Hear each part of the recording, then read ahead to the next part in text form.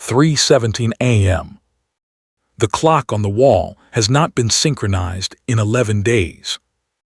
No one assigned to Sub-Level 4 of Vaught's Contracted Research Annex, officially registered to a shell company called Meridian Biokinetics, LLC, is permitted to know the precise date. This is not an accident. It is a psychological protocol. When the mind loses its anchor to time, it becomes more receptive to reframing what it sees. The scientists who work here have been slowly, deliberately untethered from the ordinary world so that what they observe does not register as impossible.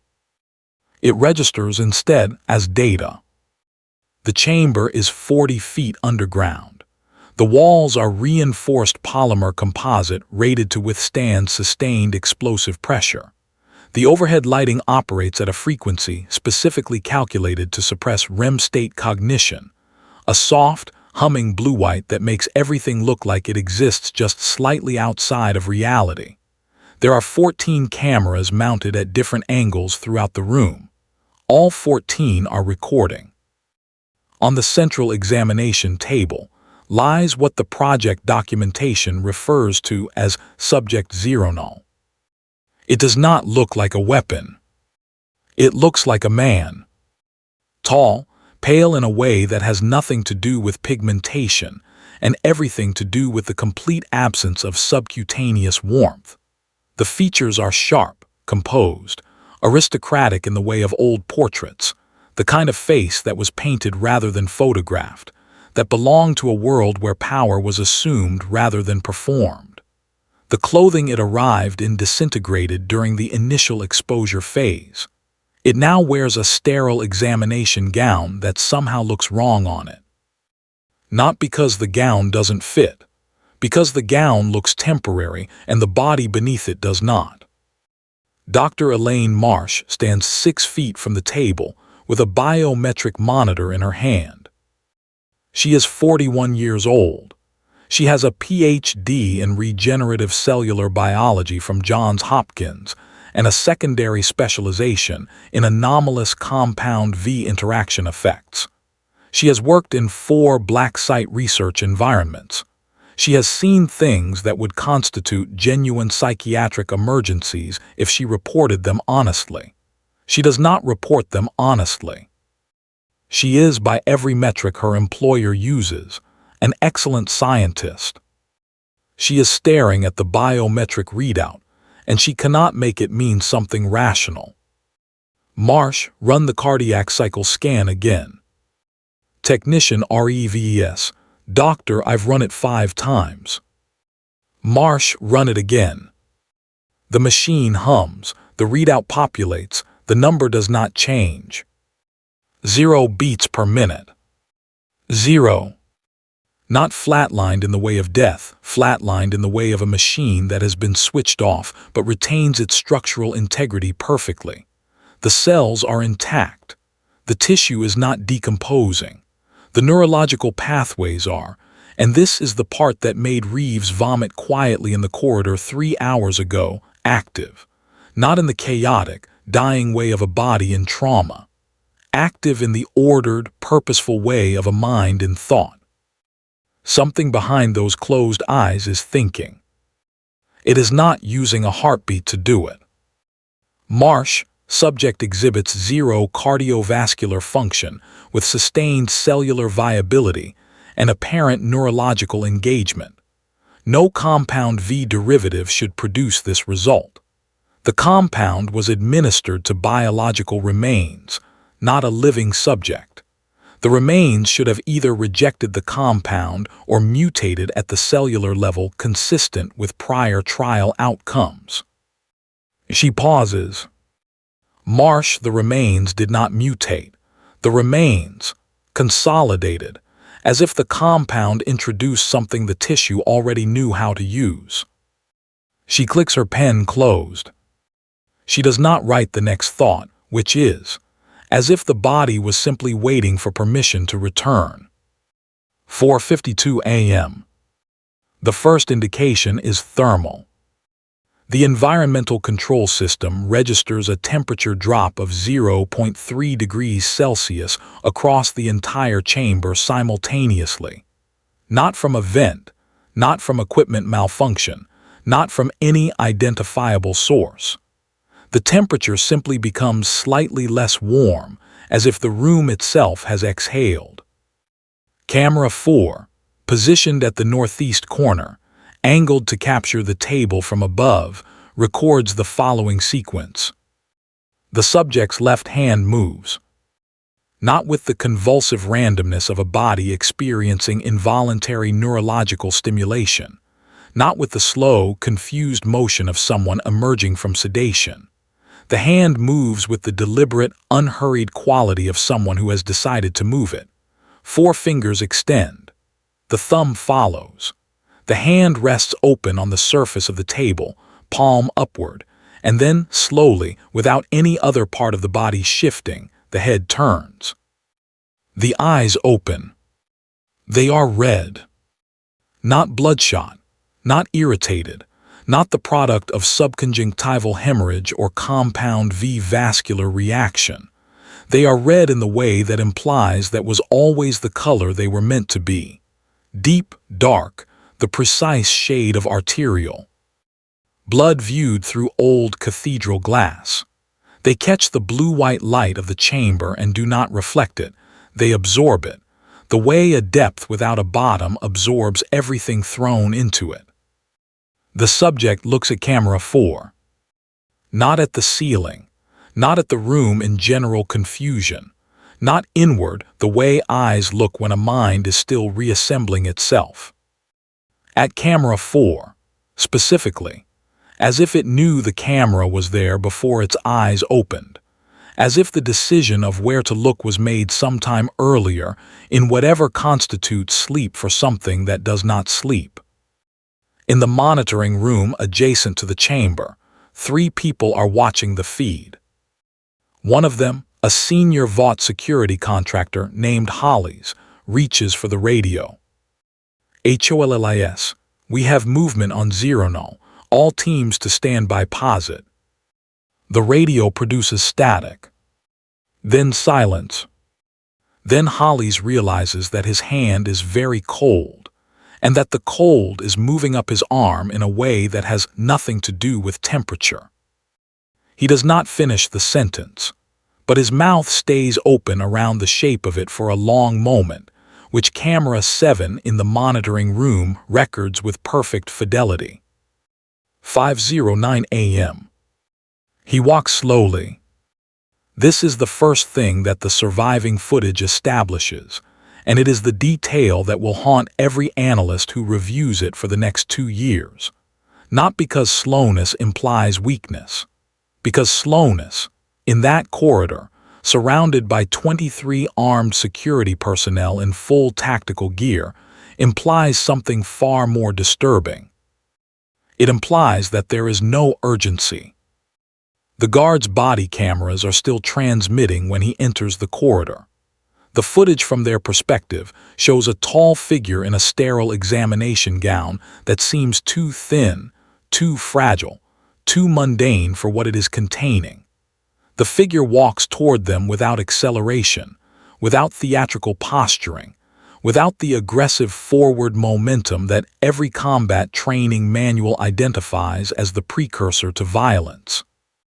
He simply walks. The lead guard, a former Army Ranger named Castillo, 11 years of security contracting, 4 previous Compound V incident deployments, raises his weapon and issues the standard containment directive. CSTLLO, stop, hands visible, get on that. He stops speaking. Not because he is interrupted, not because something strikes him. He stops speaking because he becomes aware of something that the camera cannot capture, but that every person in that corridor will later describe with the same specific word, the only word that fits: pressure. Not physical, not sonic. Something that originates from the figure in the gown and expands outward like the leading edge of a wave.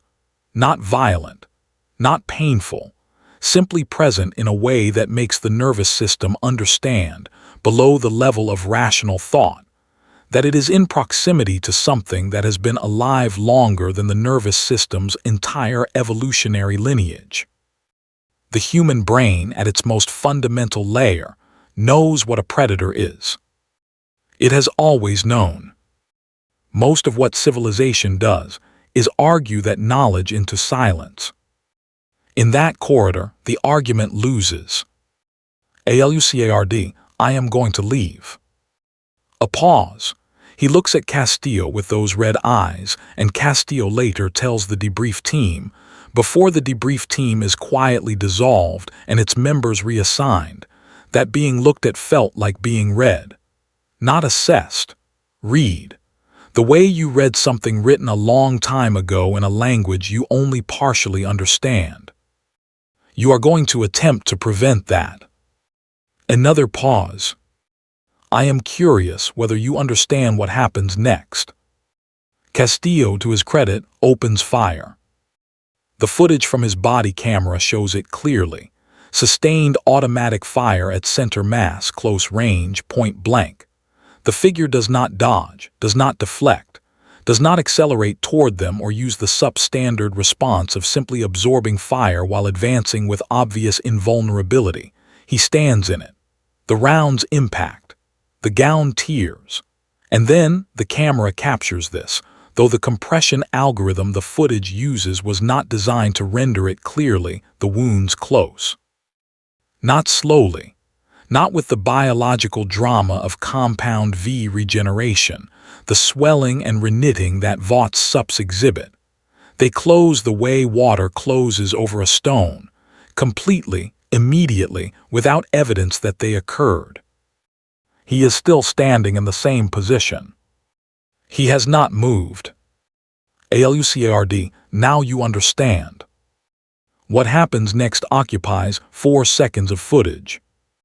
The official report will describe it as a simultaneous catastrophic hypovolemic event affecting all personnel in the corridor. The medical terminology is accurate. The medical terminology does not convey what the cameras record. Every armed guard in that corridor sits down, not falls, sits, as if someone politely but firmly pressed on their shoulders until their legs found the floor. Their weapons remain in their hands. Their expressions remain coherent, their bodies simply stop having blood in them, not violently, not explosively. The blood is simply no longer there, the way a question stops being interesting once it's been answered. The corridor is spotless. He walks through it and takes the elevator to the surface. The single camera above the facility's exterior access point records him emerging into pre-dawn air, stopping and tilting his head back to look at the sky with an expression that, in the thousands of hours of subsequent analysis, no one can agree on. Some analysts call it satisfaction. Some call it assessment.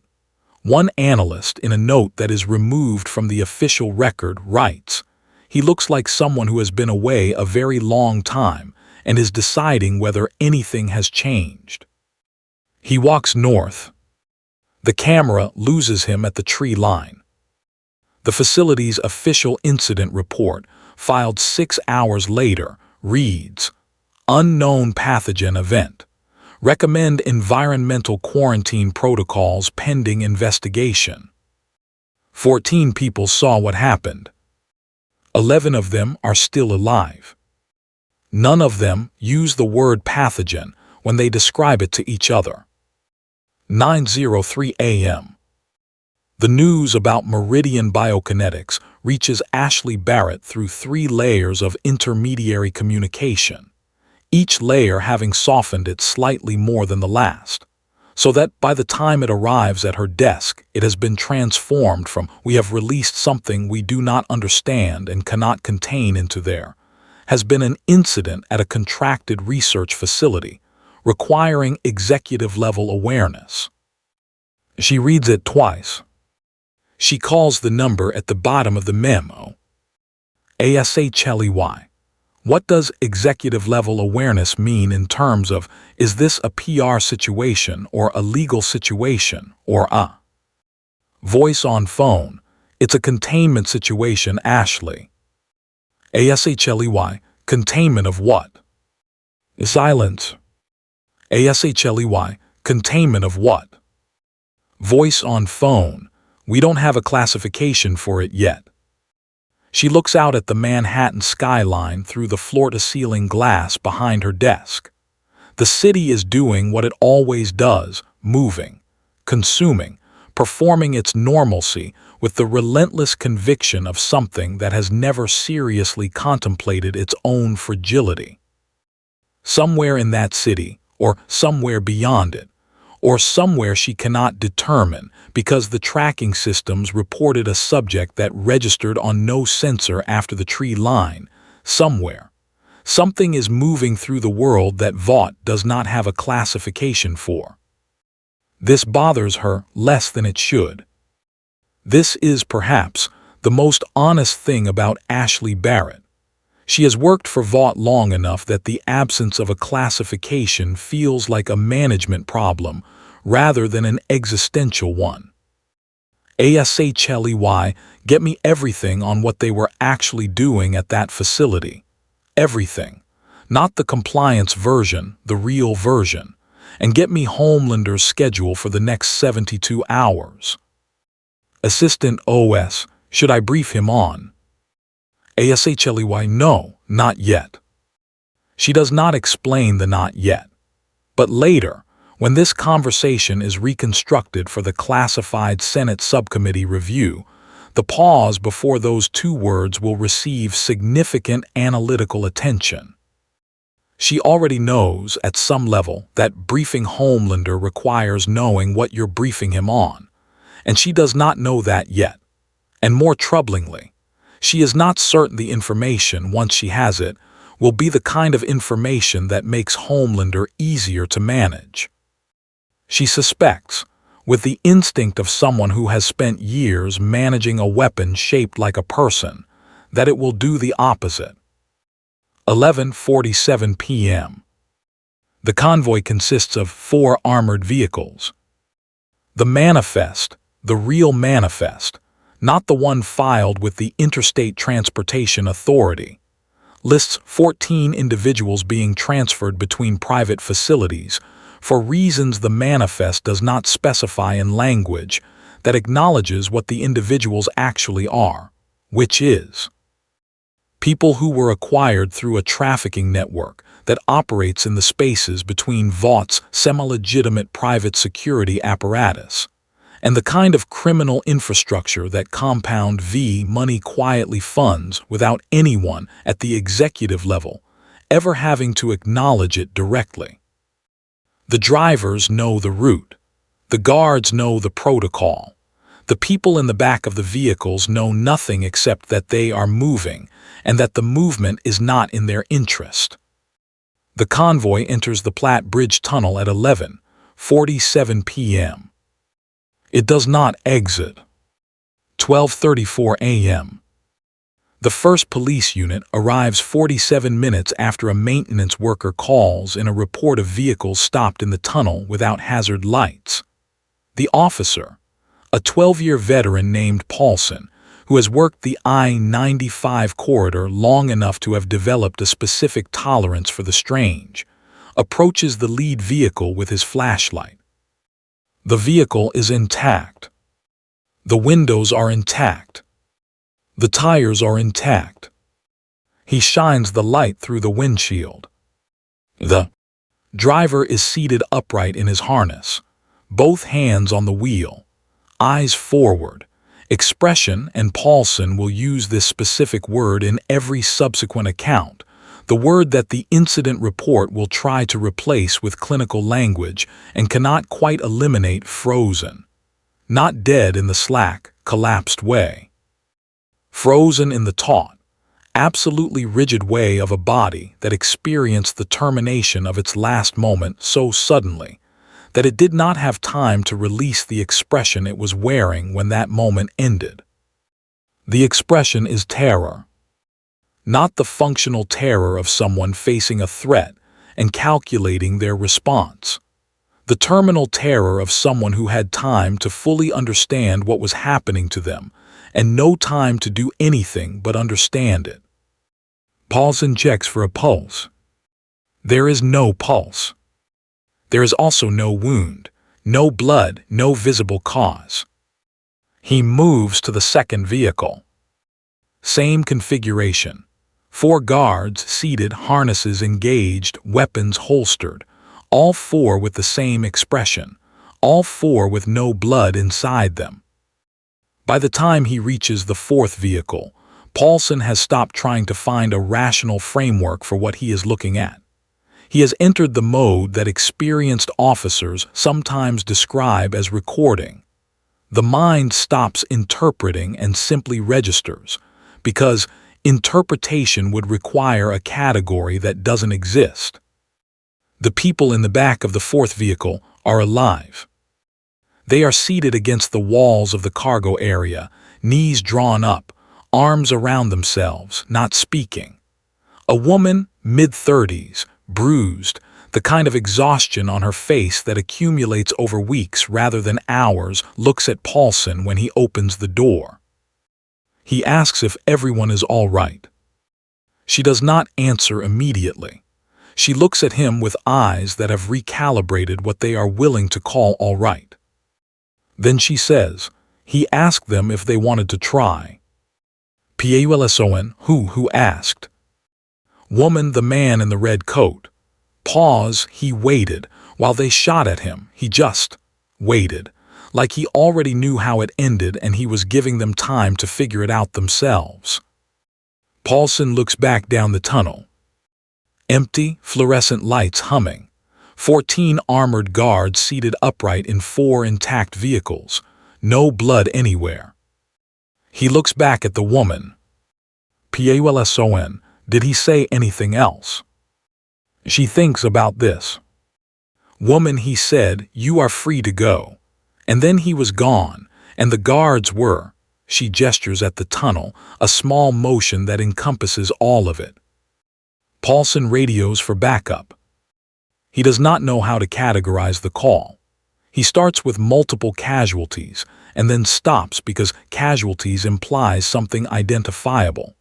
He starts again with unknown incident, and that is closer, but it does not capture the central fact, which is that the vehicles are in perfect condition, and the guards are in perfect condition except for the complete and total absence of blood, and the expressions of absolute terminal understanding frozen on their faces. He ends the radio call with, I need everyone, just send everyone. The footage from his body camera, reviewed later, shows that at the edge of the tunnel entrance, just at the threshold where the fluorescent light gives way to the dark, there is a shape, standing still, tall, a coat that catches the light briefly before the figure turns and is gone. The shape is on camera for 1.3 seconds. It takes analysts 4 days to agree that it is a person and not an artifact of the light.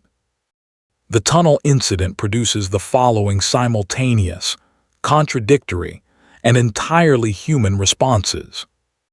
A Newsweek cover story, the supe vigilante, hero or threat, framing the incident as a rogue Compound V user operating outside Vought authorization, which is the story Vought's PR infrastructure is quietly seeding, because it is the story they can manage.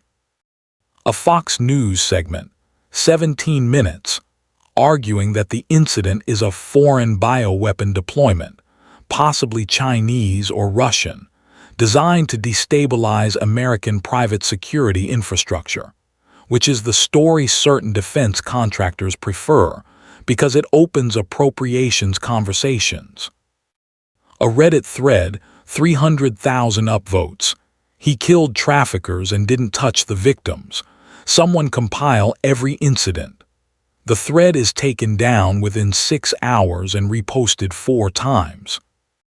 A sermon delivered at a church in West Philadelphia, attended by many people from the neighborhood adjacent to the tunnel.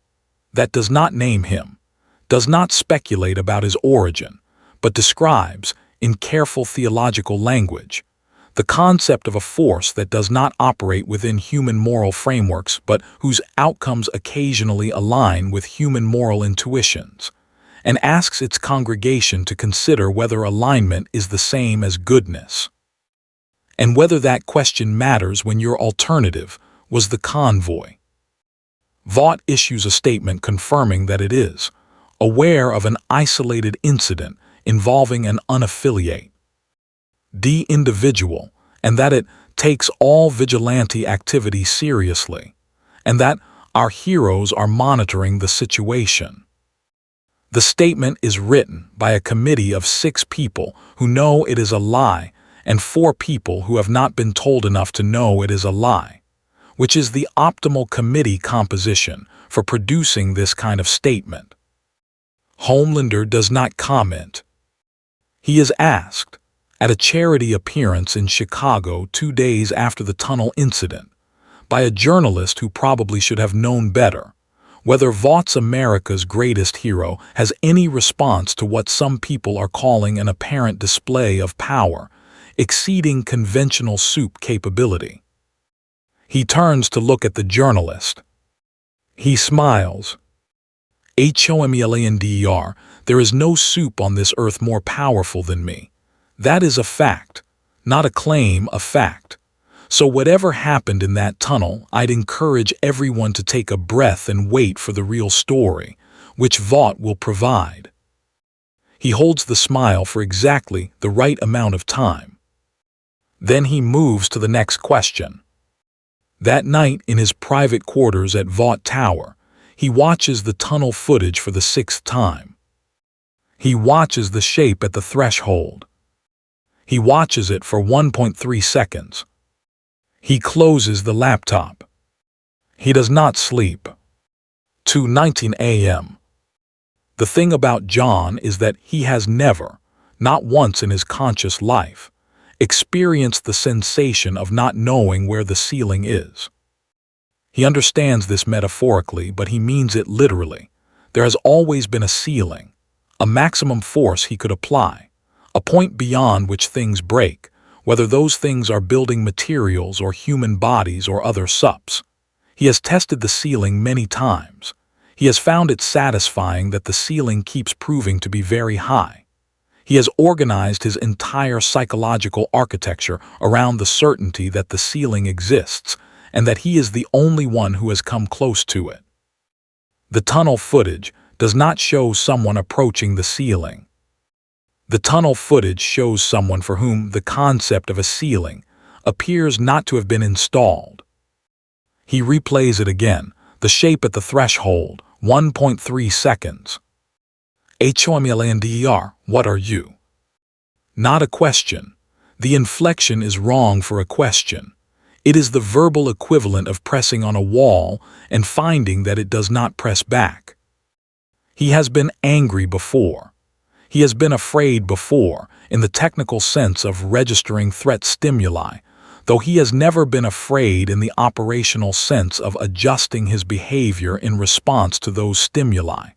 He does not know what this is. It occupies the space where those emotions would be, but it has a different texture.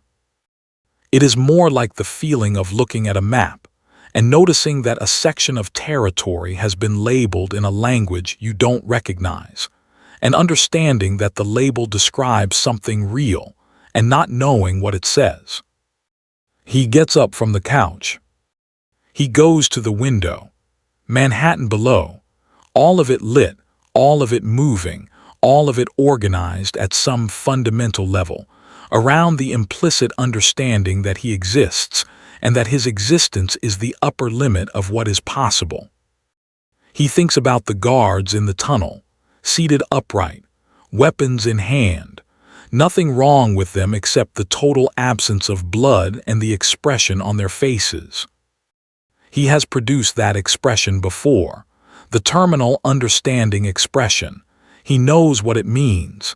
He has been the cause of it. The idea that something else caused it, not through a different mechanism, but through a better one, produces a sensation in him that he does not have a name for, because he has never needed a name for it. He looks at the city. Homelander, I want a full workup, everything Vought has, everything that facility documented, everything. A pause. Homelander, and I want it before anyone else gets it. Another pause. Homelander, because if something like this gets out and I haven't read the file first. He doesn't finish the sentence. He doesn't need to. The sentence ends with the thing he has spent his entire life refusing to be. Second. The room contains 12 people with different institutional affiliations, and the shared quality of having been selected for the ability to receive impossible information without visible breakdown. The briefing officer, a woman named Colonel Diane Yates, Defense Intelligence Agency, who has a gift for presenting catastrophic information in the tone of a project status update, stands at the head of the table with a clicker in her hand. Yates, what I am about to show you will not appear in any record outside this room.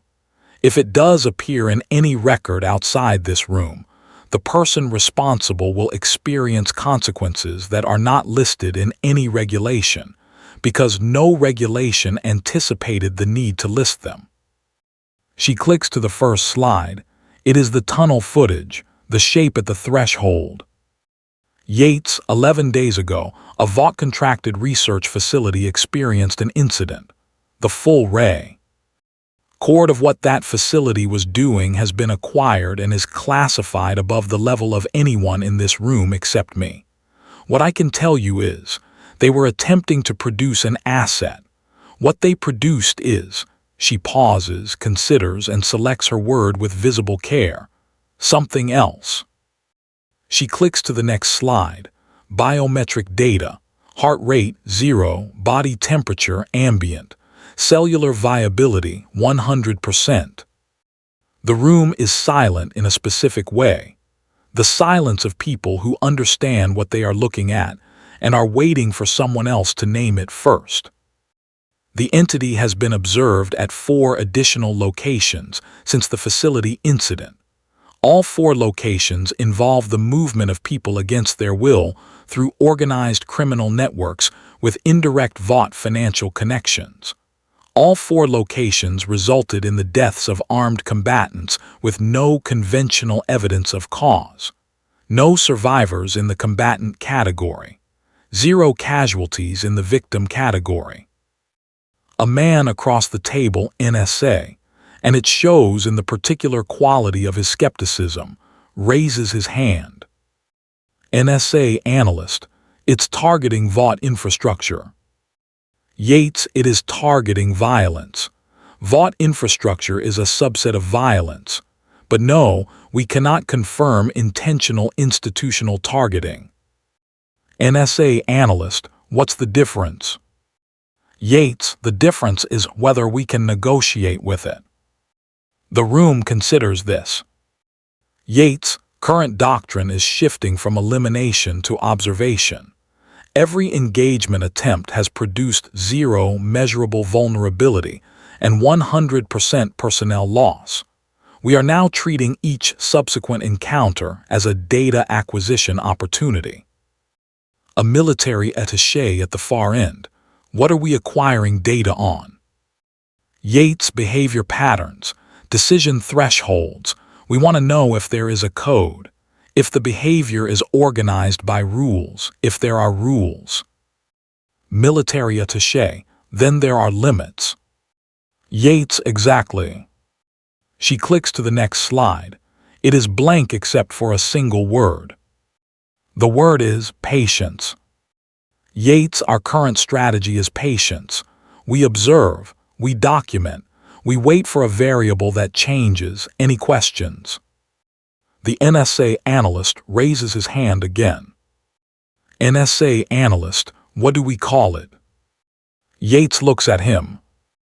Yates, in this room we don't. Giving it a name implies we understand what it is. We don't understand what it is. We have a footage artifact, a biometric anomaly, and 14 body bags containing guards who have no blood in them. Pause. We call it the problem.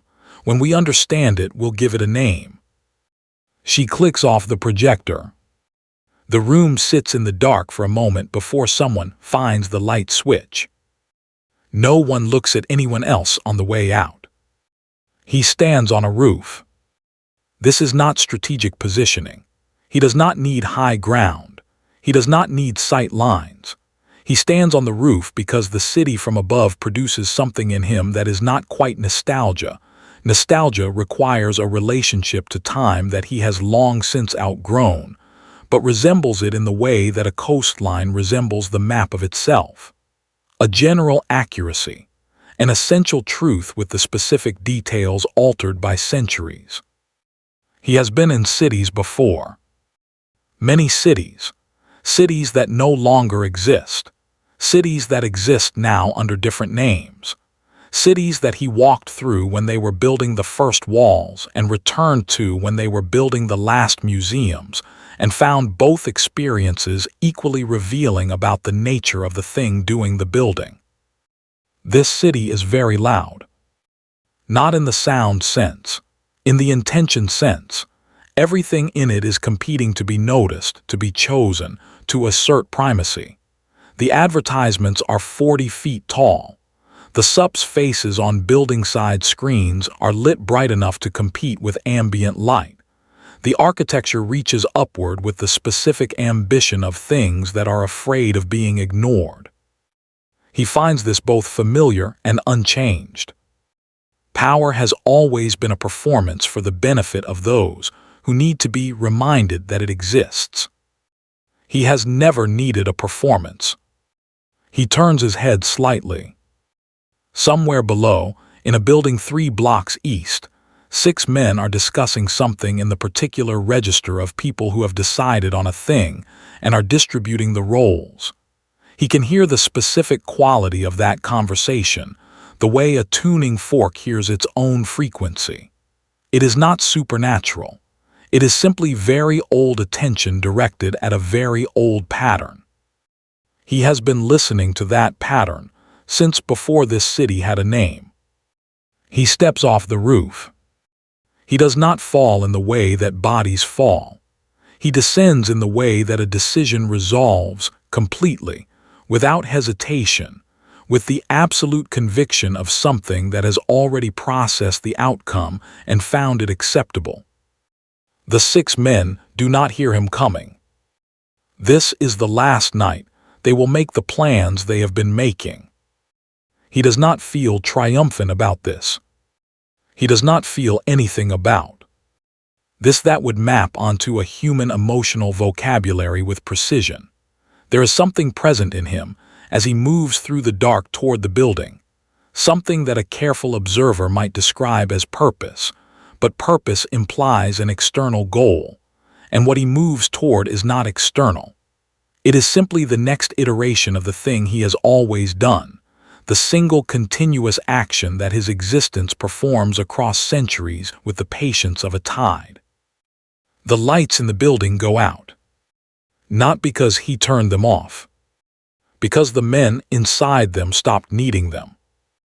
The city continues its performance of itself around the dark building, enormous and bright, and wholly unaware that something very old and very deliberate is moving through it, reading it the way you read something written a long time ago in a language you only partially understand. He is not hunting. He is simply paying attention. And he has all the time in the world. Day 34. The room has no windows. This is not unusual for classified sessions, but it produces a particular psychological effect on the people inside it. A subtle, cumulative pressure that comes from the absence of any external reference point, any view of sky or street or moving thing that would remind the occupants that the world outside continues operating according to comprehensible rules. In rooms without windows, it is easier to discuss the incomprehensible. The outside world's continuity is not there to make the discussion feel absurd by comparison. Senator Harold Greer has been in rooms without windows many times. He chairs the Defense Appropriations Subcommittee and has, over 18 years, developed what his staff calls the gift of institutional acceptance. The ability to receive information that would produce existential crisis in a normal person and immediately translate it into a policy problem with a budget line. He is exercising that gift now. The briefing document in front of him is 47 pages. He has read it twice. He is on his third pass through the section labeled Behavioral Analysis, the Zero-Null Entity, Preliminary Threat Doctrine. The section concludes with a sentence that he keeps returning to. The entity does not respond to deterrence frameworks because deterrence requires the subject to value its own continuity. Current analysis suggests the subject's relationship to continuity is categorically different from baseline human or supe psychology and cannot be reliably modeled using existing threat response matrices. He looks up from the document at Colonel Yates, who is seated across the table with the particular stillness of someone who has already processed their reaction to all of this and is now waiting for others to catch up. GRER, translate that last paragraph for me in terms I can put in emotion. Yates, it means we cannot threaten it. Threatening requires the other party to care whether they survive. We have no evidence this entity organizes its behavior around survival. We have evidence it has survived extensively, but surviving and valuing survival are different things, and our entire military deterrence architecture assumes the second one. GRER, so we can't threaten it. Yates, no, sir. GRER, can we destroy it? Yates, every attempt at physical neutralization has resulted in complete personnel loss, with zero measurable effect on the target. GRER, can we contain it? Yates, we cannot locate it consistently enough to attempt containment. GRER, can we negotiate with it? A pause. Yates, we don't know what it wants. GRER, has anyone asked? The silence that follows this question is the most informative silence in the entire session. It lasts 4 seconds and contains within it the complete institutional history of a government apparatus that has spent 34 days designing strategies around an entity without once considering direct communication. Because direct communication implies acknowledging the entity as something you communicate with rather than something you manage around. Yates, the recommended approach at this stage is environmental. We create predictable conditions. We observe behavior within those conditions. We map the decision tree. GRER, what predictable conditions?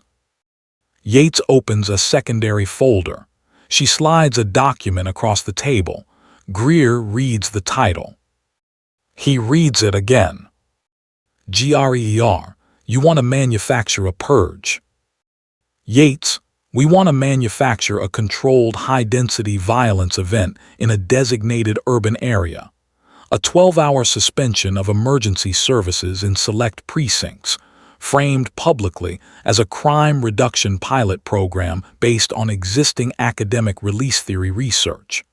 The academic cover is already prepared. We have 3 behavioral economists willing to provide. GRER, you want to manufacture a purge and use civilian casualties as bait. Yates, we want to create a predictable environment where the entity's behavioral patterns are likely to manifest in an observable, documentable way. The violence is incidental to. GRER, the violence is the mechanism, Colonel, don't launder it. Another silence, different quality from the previous one. This one contains something closer to respect the specific respect that comes from having your euphemism declined. Yates, yes, sir. The violence is the mechanism. Greer looks at the document for a long moment. He looks at the title again. He turns to the next page, which contains projected casualty estimates in 3 scenarios: minimal engagement, moderate engagement, full engagement. The numbers are presented in the dispassionate font of government projections. They are not small numbers. He closes the folder. GRER and the SUP's Vought's position. Yates, Vought has been briefed in general terms. They are cooperating, reluctantly, because the alternative is this entity continuing to operate against infrastructure they have financial interests in. They are providing 1 asset for the initial observation deployment. GRER, which asset? Yates looks at him. He already knows the answer. He asked it anyway, because some things need to be said aloud in a room without windows so that someone later can be accountable for having said them. Yates, Homelander. Greer nods once. He picks up a pen. He signs the authorization page. He does not look at the casualty projection numbers again while he signs. Some things are easier that way. Day 36. Ashley delivers the briefing herself because she has learned, over years of managing the weapon shaped like a person, that information of this sensitivity requires a human interface rather than a document. Documents can be interrogated. Documents can be thrown across rooms. A human interface can modulate in real time. She sits across from him in his private office, the one with the American flags and the view that encompasses most of Lower Manhattan, and she delivers the relevant information in the order she has rehearsed. First, the governmental framework, then the operational parameters, then the specific role requested, and then, last, the framing she has designed to make the specific role feel like a choice rather than a deployment. She gets through the governmental framework. She gets through the operational parameters. She begins the specific role section. ASHLEY. The task force wants a supe presence inside the containment perimeter during the event window, not combative deployment, observational. You maintain position. You document engagement behavior. You. HOMLANDER. They want me in a box. ASHLEY. They want you positioned at. HOMLANDER. They want me inside a perimeter they control, watching something they can't control, so that when it shows up, they have the data and they have me available if the data suggests an opportunity. Ashley pauses. This is accurate. She had hoped the framing would survive longer than 40 seconds. ASHLEY. The strategic value of your presence is. HOMLANDER. I know what the strategic value is. Pause. What I want to know is what you know about it. ASHLEY. I know what's in the. HOMLANDER. Not the document, Ashley. He leans forward slightly.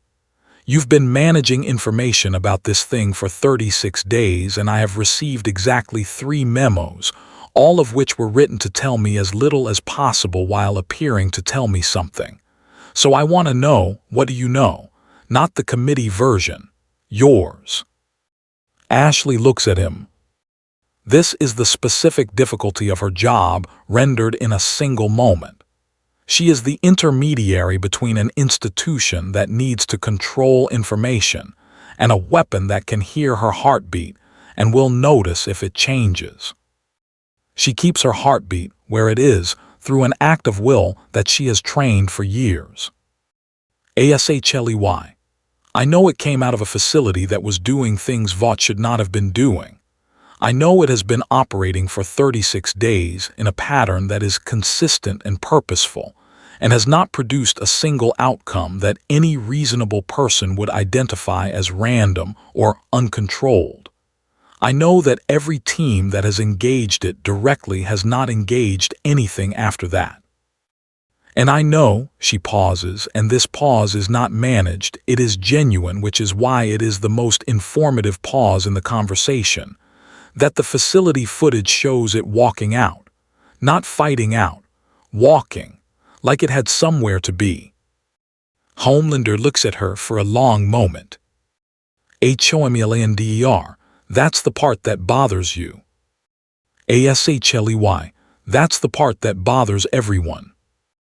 Homelander, it doesn't bother me.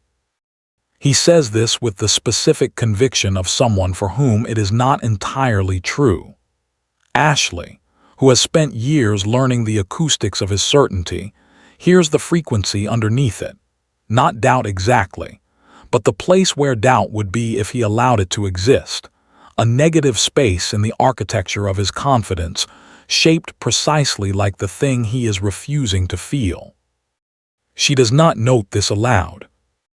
Homelander, tell them I'll be there.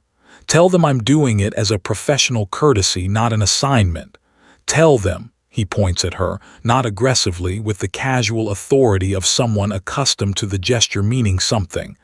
I want the raw facility footage, not the edited version, the original files. Ashley, I can try too. Homelander, tell them I'll be there if I get the raw footage. That's the arrangement. Ashley nods. She walks to the door. Homelander, Ashley. She stops. Homelander, does anyone know what it is? Not what it does, what it is. She considers lying. She considers the partial truth. She considers the careful non-answer that contains enough information to seem responsive without actually responding. She goes with the truth because her heartbeat will tell him anyway. Ashley, no. He nods once, still facing the window. She leaves. He looks at Manhattan for a very long time. Day 51. The Po. Lissy rolls out over 3 weeks before the first event, packaged under the official title, Community Safety Enhancement Initiative, Phase 1 Urban Pilot. The academic documentation is thorough. The behavioral economists are credible. The media coverage, carefully seeded, frames it as a bold, controversial, evidence-based experiment in addressing chronic violent crime through structured release, drawing on existing criminological literature in ways that are technically accurate and functionally deceptive. The streets know it differently. In the designated precincts, a 7-square-mile section of eastern Detroit chosen for its existing crime infrastructure, its distance from Vaught's direct operational footprint, and its expendability in the casualty projection models, the word spreads the way it always spreads in communities that have learned to read institutional behavior, through accumulation of small signals, police presence patterns changing, emergency services routing shifting. A subtle, gradual withdrawal of the infrastructure of consequence. By the time the official announcement of the 12-hour event window is made, the people in those 7 square miles have already understood, in the particular way that people understand things that the official announcement will never quite say directly, what is being offered to them, and what is being offered about them. Some leave. Many cannot. Some, and this is the population that the casualty projections modeled with the greatest precision, decide that the temporary absence of consequence is an opportunity that serves their interests. At 8 p.m., the event window opens.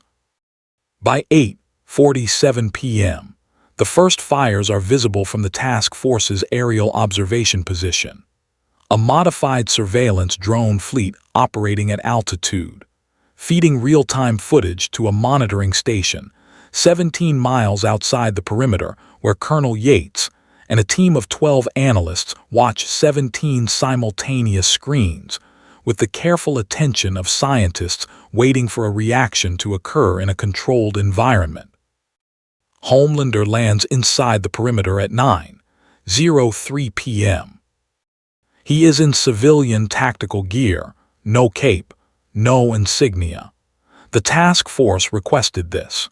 He agreed with the specific contempt of someone who has agreed to something they find beneath them, but has calculated that the agreement costs less than the alternative. He stands on a rooftop in the center of the designated zone and looks at the city burning around him. Homelander, I'm in position. Yates VO, confirmed, maintain observation posture, do not engage civilian activity, we need clean data on. Homelander, I know the parameters. He looks at the fires. He listens to the sounds, the specific acoustic signature of organized chaos, different from unorganized chaos in ways that the human ear learns to distinguish after enough exposure. This is organized. Someone has been waiting for this window, has prepared for it, has a list. He could stop it. All of it, in approximately 4 minutes with selective application of force, he could reduce this event to silence. He has done comparable operations. He has the numbers memorized. He does not do this. He holds his position and watches the city hurt itself, and waits for something he has been told will come, and does not fully believe will come because some part of him, the part that is organized entirely around being the most powerful thing in any given situation, needs the next 30 minutes to be something other than what the briefing documents say it will be. He waits. At 9:34 p.m., the monitoring station's thermal imaging registers an anomaly. Yates VO, we have a thermal signature inconsistency at grid 77 alpha. Single entity, no heat output. Homelander turns toward grid 77 alpha. 4 blocks east. He cannot see it yet, but he can hear at the edge of the range where even his hearing begins to dissolve into ambient noise, a silence, a moving silence, the specific acoustic shape of a place where sound is not reaching because something in that place has changed the conditions of everything around it. His jaw tightens. Homelander, I'm moving to visual range. Yates VO, maintain observational pose. He is already in the air. 9:41 p.m. He sees him for the first time from 300 feet above. Standing in the middle of a street that was, 4 minutes ago, the site of a coordinated assault on a residential building. 7 armed men, coordinated entry, specific targets inside. The monitoring footage will later show the sequence with clinical clarity. 7 men approaching the building, a figure in a long dark coat appearing from no identifiable direction at no identifiable speed. And then, in a span of time, the monitoring software initially flags as a footage artifact because no interval that short should contain that much outcome. 7 men seated on the ground in a rough circle, weapons beside them, completely intact, completely present. And completely drained. The figure stands in the center of the circle. He is looking up. Not at the sky, at Homelander, directly, with the same quality of attention that the facility camera captured in the first seconds after the eyes opened, specific, purposeful, already knowing before the knowing is possible. Homelander descends to street level. 40 feet, 30, 20. He lands. They are 15 feet apart. This is the first time Homelander has been in proximity to something that requires him to recalibrate his assessment of a situation in real time. He does it, his mind moving very fast through the available frameworks, testing each one against what he is seeing and finding each one inadequate in a slightly different way.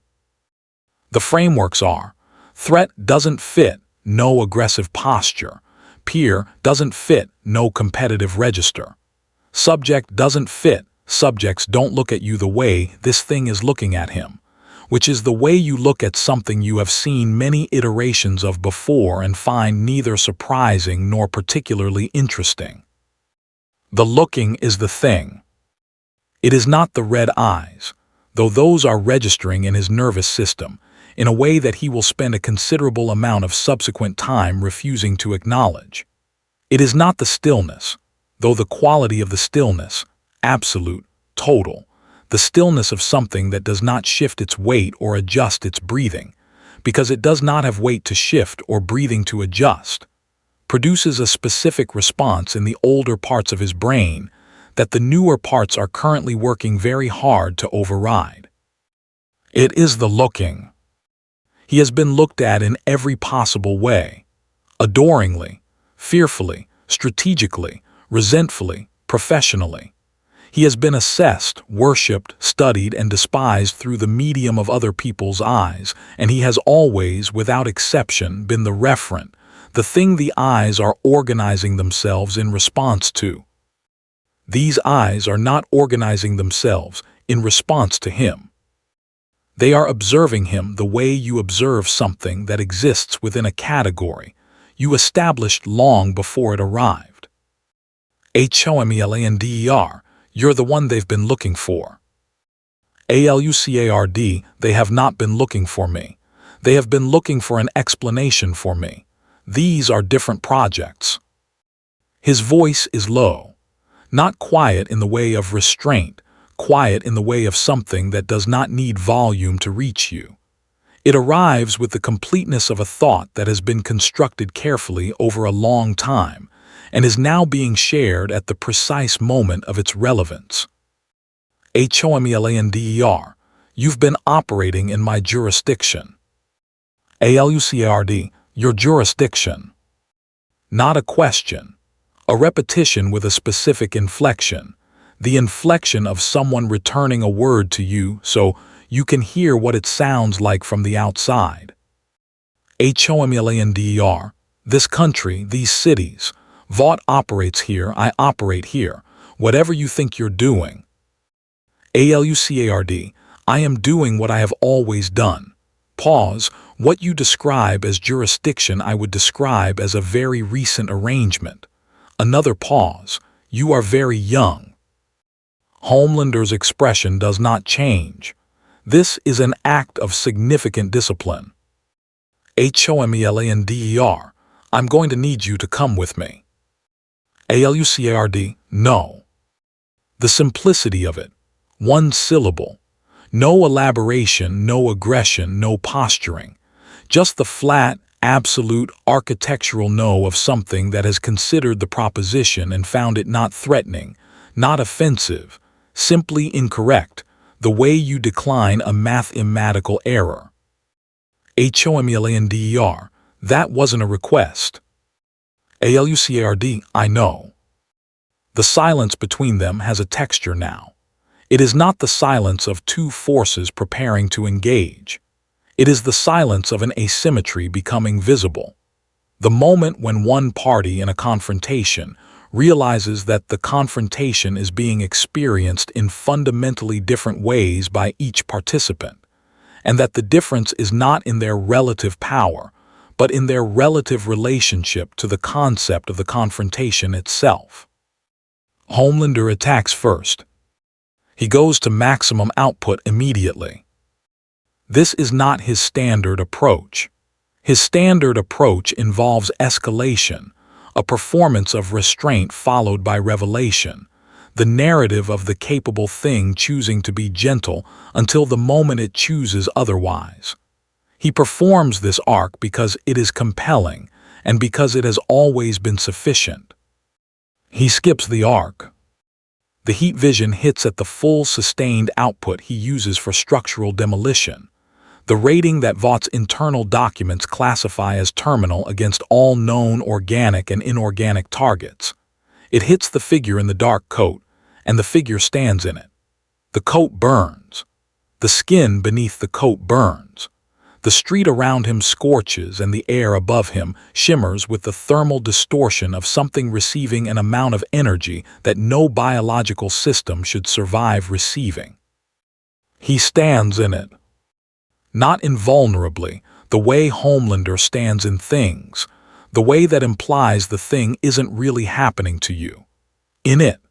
The way that implies full registration of the event and the conscious decision to remain inside it regardless. Homelander sustains for 8 seconds, then 12. The output begins to produce structural effects on the surrounding buildings, window frames warping, concrete surfaces cracking from differential thermal stress. He has never had to sustain this long because nothing has ever required this long. He stops. The figure is standing in a crater of scorched asphalt. The wounds from the heat vision, extensive, total, close. Not slowly, not with the biological drama of compound V regeneration. They close with the finality of a statement being completed. Alucard, is that the ceiling? Homelander moves to physical engagement. Airborne strike, full velocity, the kind of impact he uses against reinforced structures. He hits the figure with everything.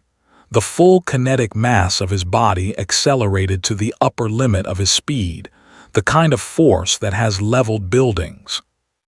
The figure moves with the impact, 50 feet, into a building facade, through it, through the next wall, into the street on the other side. Homelander is through the building after him in under a second. The figure is getting up.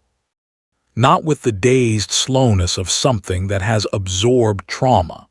With the deliberate, organized motion of something that processed the experience in transit and has completed that processing by the time it reaches standing. Alucard again.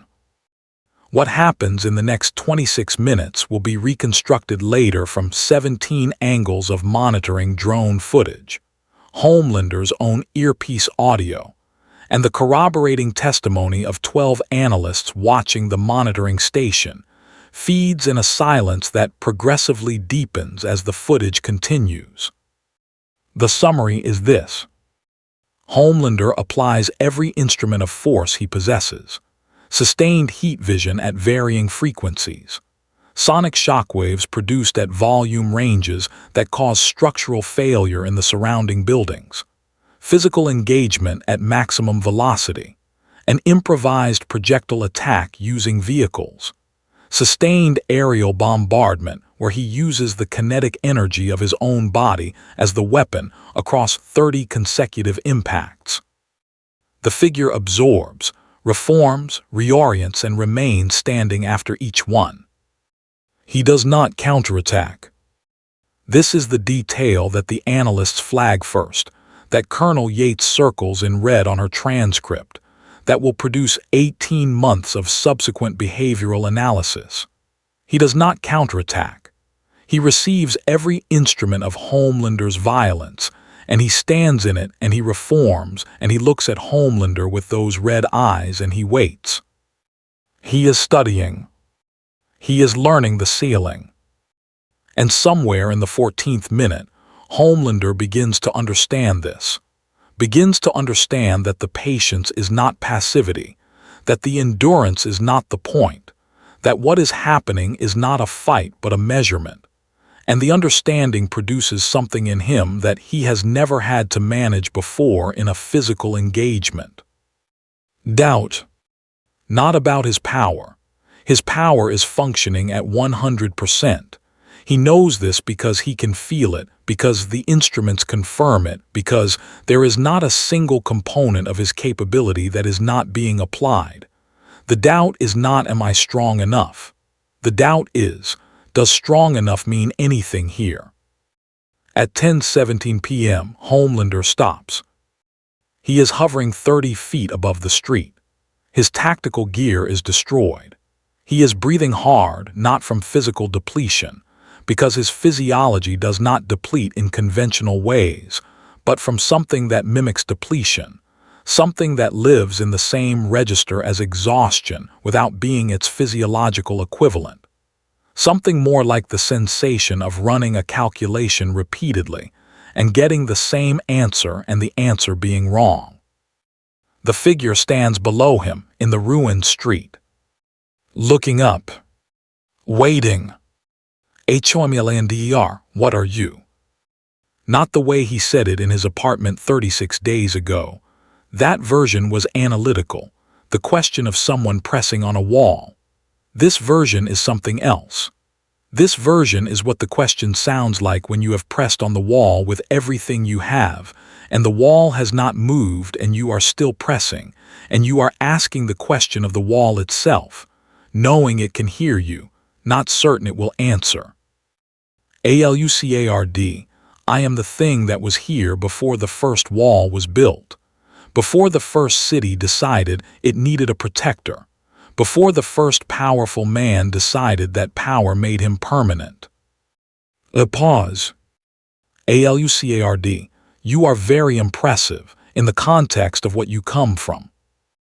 The phrase lands with the precision of a surgical instrument, in the context of what you come from, not an insult, an assessment, the assessment of something that has observed so many iterati. Ons of what Homelander represents, that it has developed the ability to be accurate about it, without being cruel about it, which is somehow worse than cruelty. Homelander, this isn't over. Alucard, it is for tonight. Homelander looks at him for a long moment. The city burns around them, quieter than it was, the organized chaos having dissipated from this grid, cleared not by force, but by the presence of something that violence does not know how to exist next to comfortably. He flies. He does not look back. This is an act of enormous discipline that the monitoring drones record from 3 angles. 10:19 p.m. The room is silent in the way of people who have watched something they do not have the vocabulary to process, and are waiting for someone with authority to provide the vocabulary. Colonel Yates watches the final frame of Homelander's departure on screen 14. She watches the figure standing in the ruined street on screen 9. She watches the thermal imaging, single entity, no heat signature, tracking its movement on screens 2, 3, and 7 as it turns and walks north into the unmonitored portion of the grid. She picks up her radio. She puts it down. She picks up her pen. She does not write anything for 43 seconds. Then she writes 3 words in the margin of her observation log, 3 words that are not part of any protocol, that she will later attempt to remove from the record and find she cannot because the log is time-stamped and archived automatically.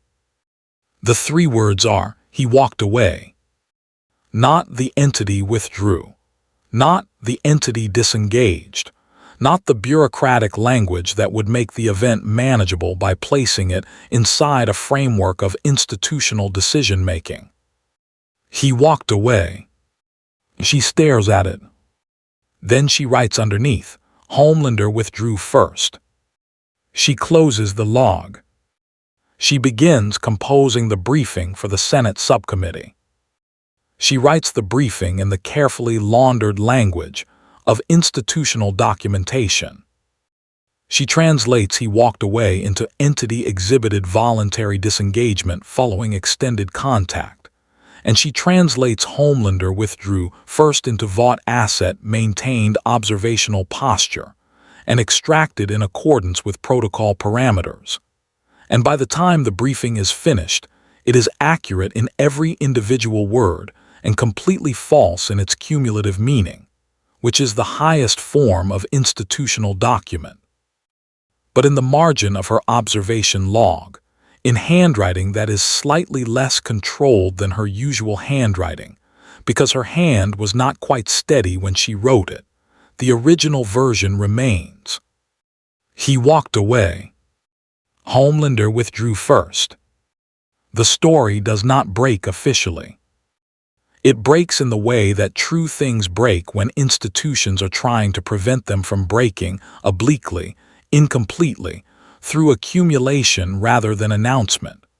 A monitoring station technician tells his brother. The brother posts something vague on a forum. The forum thread is taken down and reposted. Someone who was in the designated zone during the event takes a photograph of the scorched crater in the asphalt, and the photograph circulates without context, and then with wrong context, and then, gradually, with the right context as people who were there begin talking to people who aggregate what they say. The story that emerges from this process is not precisely accurate and is not precisely inaccurate. It is Homelander showed up, so did something else. Homelander left first. This is the sentence that matters, not the specific detail of what happened in the ruined street. The details will take months to fully circulate, will be disputed and confirmed and disputed again. The sentence that matters is the one that changes the fundamental calculus of the world of sups. Homelander left first. In the underground communities of the designated zones, the people who live in the spaces where the polished supe narrative does not reach, who have always understood Vought's heroes in terms of what they do to communities rather than what they do for them. The implications are processed with the speed and accuracy of people who have always been very good at reading power, because reading power has always been a survival skill. Black markets begin circulating what they call the guides, handwritten, photocopied, distributed in the particular covert economy of people who know how to move information through networks that institutions cannot surveil. The guides are simple. Their contents are derived from pattern analysis. Every documented encounter, every outcome, every variable. They read like survival manuals. They read like theology. Do not run. Running indicates guilt. Running indicates prey behavior. Neither outcome serves you. Do not threaten. Threats require the other party to value something. He does not appear to value the things threats are built around. Do not lie. This appears in every guide in every version with no variation. The source of this consistency is unclear. It may be mythological. It may not be. Confess immediately what you have done, what you intended to do. The guides disagree on whether this changes outcomes, but agree that it changes the quality of the outcome. If you have done nothing, be still. The guides report consistently that stillness is read as a statement of conscience. Movement is read as a statement of guilt. This may not be true. The guides treat it as true. Occult forms. This is perhaps inevitable. Cults form around power that cannot be institutionalized, power that exists outside the frameworks that institutions use to make power legible and therefore manageable. The cult does not have a name. It does not have a location. It is more of a distributed theological position than an organization, the position being that the thing operating in the city is a corrective force, that it is not good in the way that sups perform goodness, but effective in the way that correction is effective, and that its presence represents something the world of Vought has never produced and cannot produce: accountability without negotiation.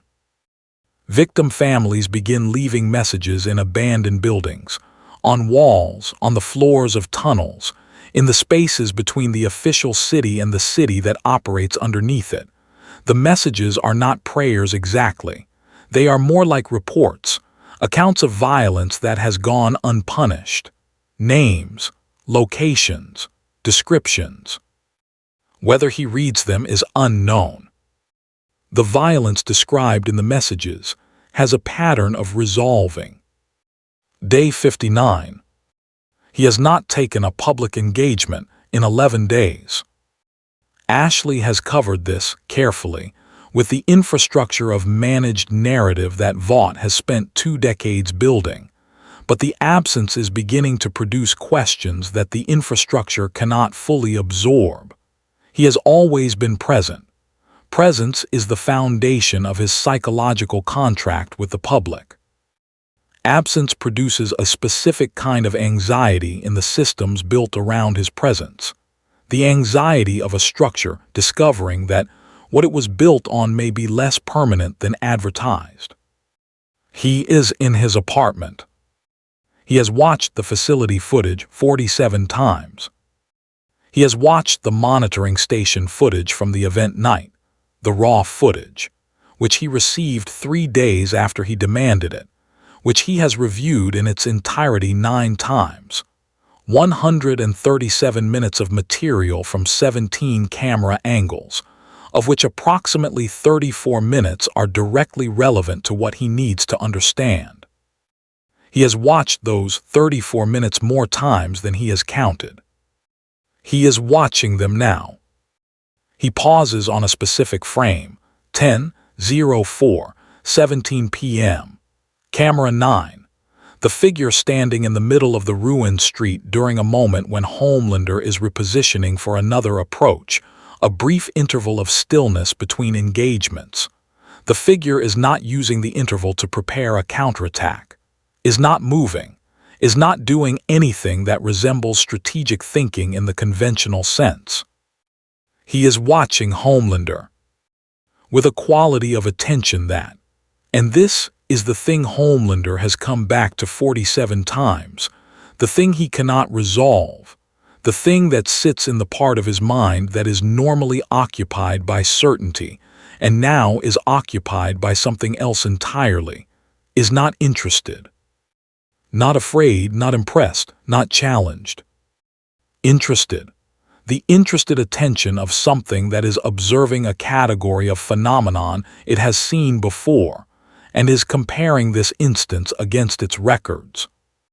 Homelander hits pause. He sits in the dark of his apartment with the frozen frame on the screen, the figure in the ruined street, the red eyes visible even at this resolution, and he thinks about a thing he has never had to think about before. He thinks about what it means to be categorized. He has been the singular thing his entire life, the top of the list, the ceiling of the possible. He has been many things to many people: hero, threat, product, weapon, symbol, but always as a specific, the most powerful specific, the noun that every comparative must eventually reference. The attention on that screen is not treating him as a specific. It is treating him as an example of something the figure has a category for, a category established long before Homelander arrived and long before Compound V existed and long before Vought International Incorporated and long before the American century that produced both of them as intertwined expressions of the same essential idea.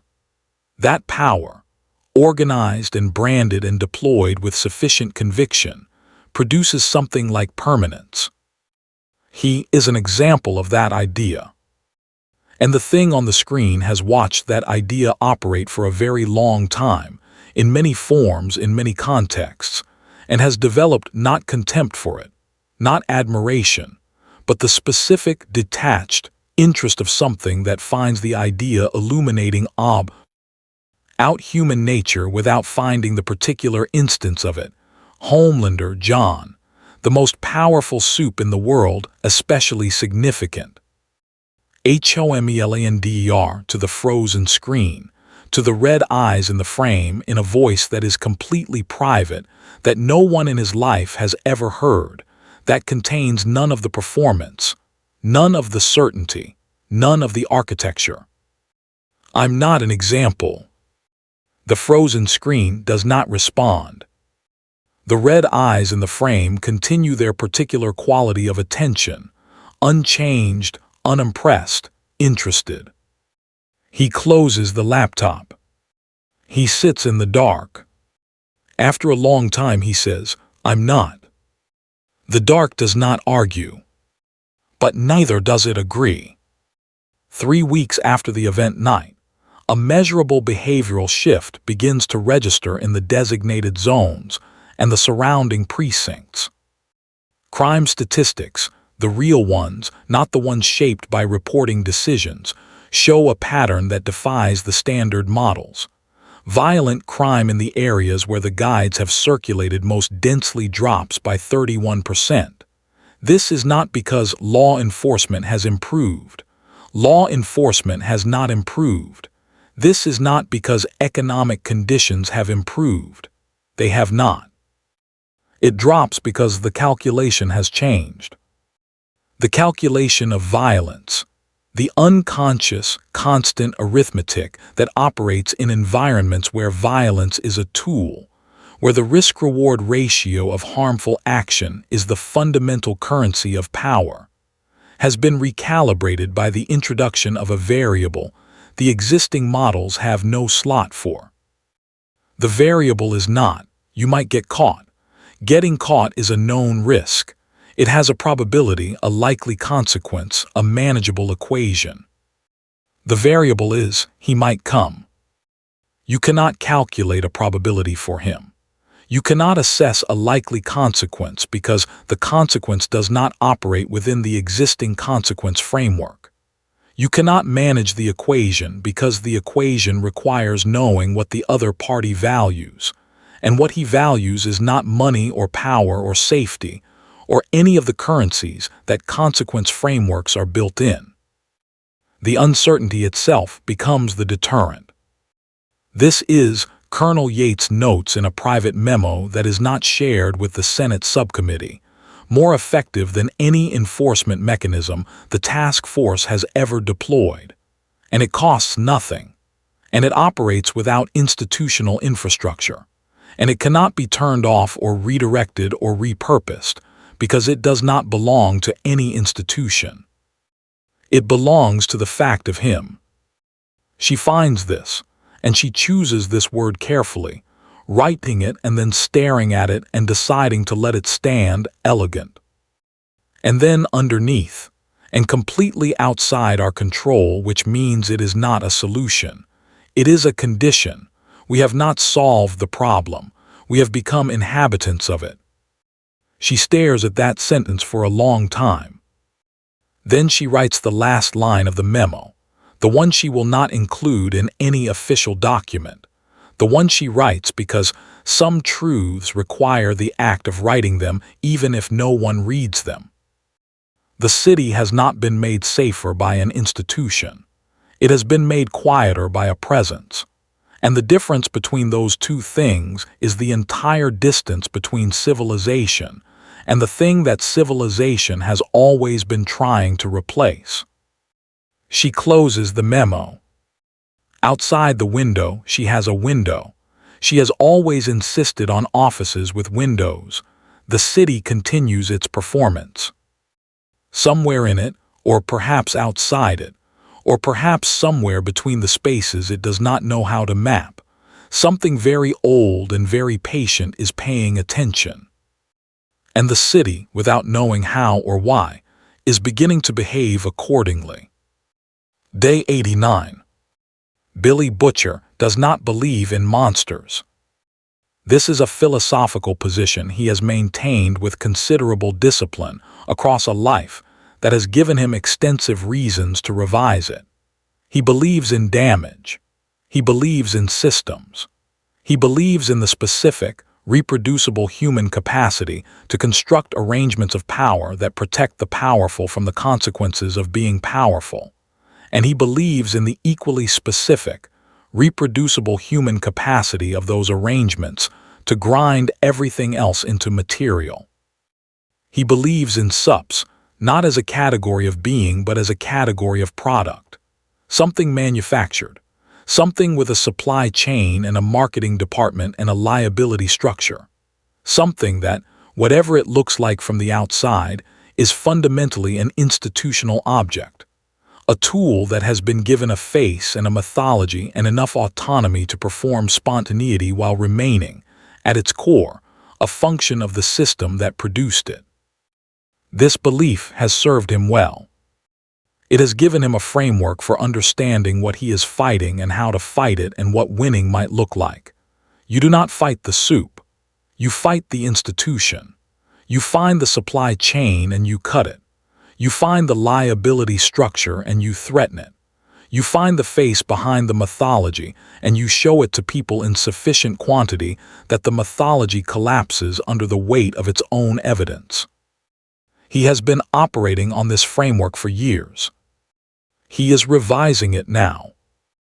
The folder on the table in front of him contains everything his network has assembled on the entity operating in the city. It took 3 weeks and 7 sources and 2 people he trusts unconditionally, and 1 person he does not trust at all but whose information has never been wrong. It contains the facility footage, the monitoring station data, the guides, the cult materials, the crime statistics, the Yates memo, which he should not have access to and does but will not discuss the mechanism of, and 47 individual incident reports compiled from street-level sources that the institutional record does not contain. He has read all of it. He has read it the way he reads everything, looking for the system, looking for the supply chain, looking for the institutional object underneath the mythology. He has not found one. Butcher to Huey, who is seated across from him with the expression of someone who has been in this basement for 6 hours and is beginning to question his life choices. Tell me what you see when you read that. Huey looks at the folder. Hughi. I see. Something that can't be killed. Something that's been operating for, according to the facility documentation. Whatever they dug up was medieval, so we're talking potentially hundreds of years of. Butcher, not what it is, what it does. Huey considers. Hughi. It kills people who are hurting other people. It doesn't kill, victim casualty rate across 47 incidents is 0. It's only ever killed the Butcher architects. Huey looks up. Butcher, it kills architects, people who build systems of harm, not the street level, not the foot soldiers, not even mid-tier management. He taps the incident reports. Look at the pattern. First incident, trafficking convoy guards die, the people being trafficked survive. Second incident, Chicago, 6 men planning coordinated targeted violence. Third incident, Detroit, the men giving the orders, not the men taking them. He leans forward. It moves up chains every single time. It finds the source of the decision, and it goes there. Hughi, so it's like structural. Butcher, it's disciplined. Whatever it is, whatever the hell it actually is, underneath the red eyes and the immortality and all of it, it operates with a code. He sits back. And a code means limits. A code means there are things it won't do, situations it responds to differently than others. He pauses. A code means you can build a scenario. Hughi, build a scenario for what? Butcher, to test it.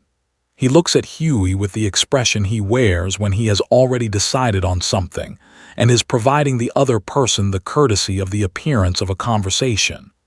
I want to know if it can be forced into a contradiction, if the code has a gap, if there is a situation where the 2 things it cares about, stopping architects and protecting victims, point in different directions, and I want to see what it does when they do. Hughi, and if there's no gap. Butcher looks at him. Butcher, then we learn something different. Hughi, what? Butcher, we learn that we've been trying to solve a problem that isn't actually solvable, and we adjust accordingly. He says this with the particular equanimity of someone for whom unsolvable problems are not existential crises, but operational conditions. Billy Butcher has lived inside unsolvable problems his entire adult life. He has developed a functional relationship with them. He does not need problems to be solvable. He needs them to be understood. Understanding, in his experience, is always available even when solutions are not. He picks up the folder. He goes to the map on the wall, a city map covered in overlays, colored pins, string connecting incident sites in a pattern that no institutional analyst has produced, because no institutional analyst has access to the street-level incident reports. He looks at the pattern. Butcher, let's find out what you won't do. Ashley is in a meeting that has been going for 4 hours and has the specific energy of a meeting that began with a plan and is now operating in the aftermath of that plan's contact with reality. The plan was the purge event, the Detroit pilot, the controlled environment, the data acquisition. The data acquired is Homelander could not produce measurable harm. Homelander withdrew. The entity continues operating. The crime statistics in the designated zones have shifted in ways that Vaught's private security infrastructure, which has financial interests in certain crime patterns existing at certain levels, finds economically inconvenient. The meeting is about what to do next. The 7 people in the room represent 7 different institutional interests that have been in temporary alignment around the purge framework and are now discovering the limits of that alignment. Vought legal. The liability exposure from a second event, given what happened in Detroit, if that footage becomes public, if the connection to our research facility becomes. Vought security. The footage won't become public, we have. Vought legal. We had controls in Detroit too. Military liaison. The task force position is that we need a larger event, more variables, more data points. Detroit gave us one engagement at limited scale, a larger event. ASHLEY. A larger event gives us a larger version of the same result. Silence. ASHLEY. We watched Homelander apply maximum force for 34 minutes and produce 0 outcome. A larger event doesn't change the physics of that. It gives us more footage of the same physics. Military liaison. The task force believes that environmental variables. SHLEY. The task force believes it because it needs to believe something. We all need to believe something. She looks around the table. What I need to believe, what this company needs to believe, is that we are making decisions based on what we actually know rather than what we would prefer to know. And what we actually know is that there is an entity operating in cities that we partially created and cannot control, and that every escalation attempt has made our position worse rather than better. The room is quiet. ASHLEY. So I am asking not rhetorically as an actual operational question, what is the objective? Not the strategy, the objective. What does success look like?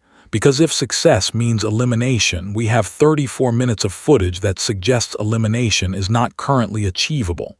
If success means containment, we have no mechanism. If success means coexistence, we have not begun to think about what that requires. She looks at the military liaison. What does the task force say success looks like?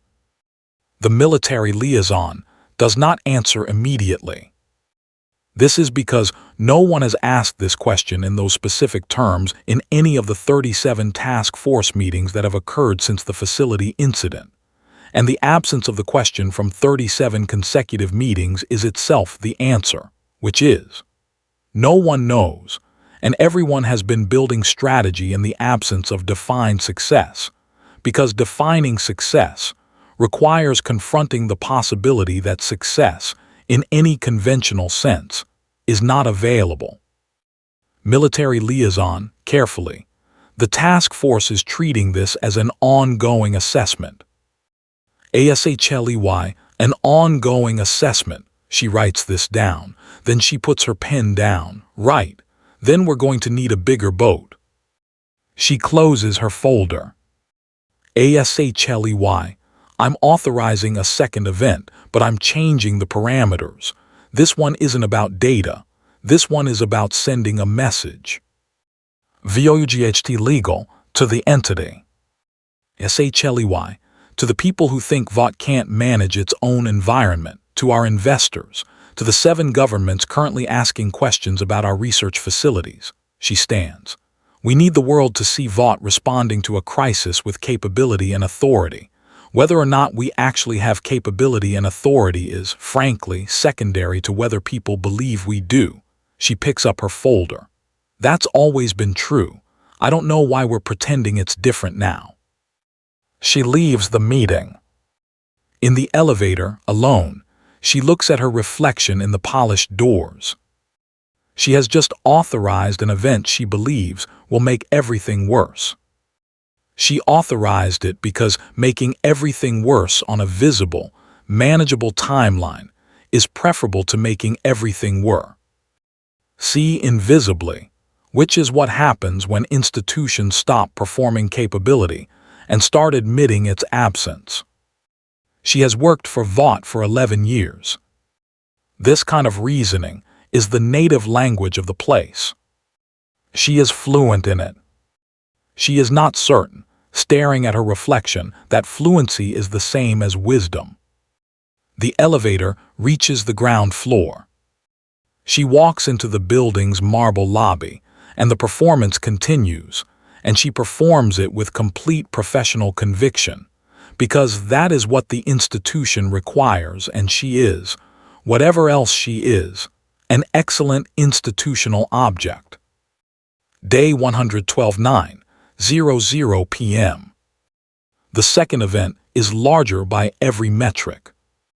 7 square miles of designated zone in eastern Detroit becomes 22 square miles spanning 3 boroughs. 12 hours becomes 16. The academic cover is more sophisticated. The media preparation is more thorough.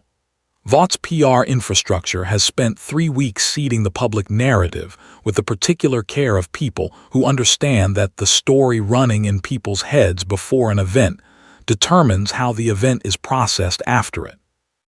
The story running in people's heads is, Vought is bold, Vought is decisive, Vought is meeting an unprecedented challenge with the full force of institutional capability. Homelander will be deployed. The situation will be managed. The situation is manageable. None of this is true. But it is the story. And the story in the world of sups has always been more structurally significant than the facts underlying it. At 9:00 p.m. the event window opens. By 9:23 p.m. the designated zones are doing what designated zones do when emergency services are suspended, and the implicit contract of consequence is withdrawn. They become the authentic expression of the power structures that the presence of consequence normally keeps below the surface. Organized violence rises first. The people and networks that have been waiting for exactly this window, who have lists and scores and arrangements that the normal operating conditions of the city prevent from being executed. They move first because they are organized and because organization, in the absence of institutional counterpressure, is the primary competitive advantage. Behind them, following the path of least resistance that the organized violence creates, comes the opportunistic layer. And behind that, the reactive layer, the people who are not in the first 2 categories, but who are now in an environment that the first 2 categories are shaping, and who are making real-time calculations about survival in that environment. Vaught's observation infrastructure, 17 drones, 6 satellite feeds, 12 ground-level monitoring stations, records all of it with the comprehensive, dispassionate fidelity of systems designed to capture everything and understand nothing. Butcher is on the ground. He has been on the ground since 7:00 p.m., moving through the zone before the window opened, placing pieces. He is not here to fight. He is here to architect.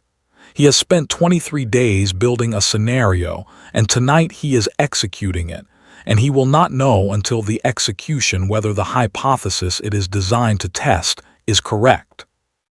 He has done this before, built scenarios around uncertain hypotheses. He knows the feeling of committing to an action whose outcome is genuinely unknown. He does not enjoy the feeling, but he has a functional relationship with it. Tonight the feeling is different in one specific way. Every other scenario he has built has been designed around understanding an adversary. This one is designed around understanding something that may not be an adversary in any sense the word has been built to contain. He moves through the burning city with a radio and a purpose, and the specific kind of discipline that comes from having decided completely to see a thing through to its conclusion. 11:47 p.m. The scenario Butcher has built is this. In a converted warehouse on the western edge of the designated zone, Vought operatives fed information through a chain that Butcher controls, but that the operatives believe is their own intelligence network, are coordinating the amplification of the riot. Specifically, directing organized groups toward residential buildings where civilians are sheltering, creating bottlenecks, ensuring that the violence achieves and maintains a specific intensity that keeps the narrative of crisis active and keeps the justification for the event's existence visible. They are, in the language Butcher has spent 23 days developing for this specific situation, the architects of the architects. In 12 residential buildings across the zone, approximately 430 civilians are sheltering, some by choice, some because exit routes have been systematically closed by the organized violence operating in the streets outside. They are safe in the sense of being currently unharmed.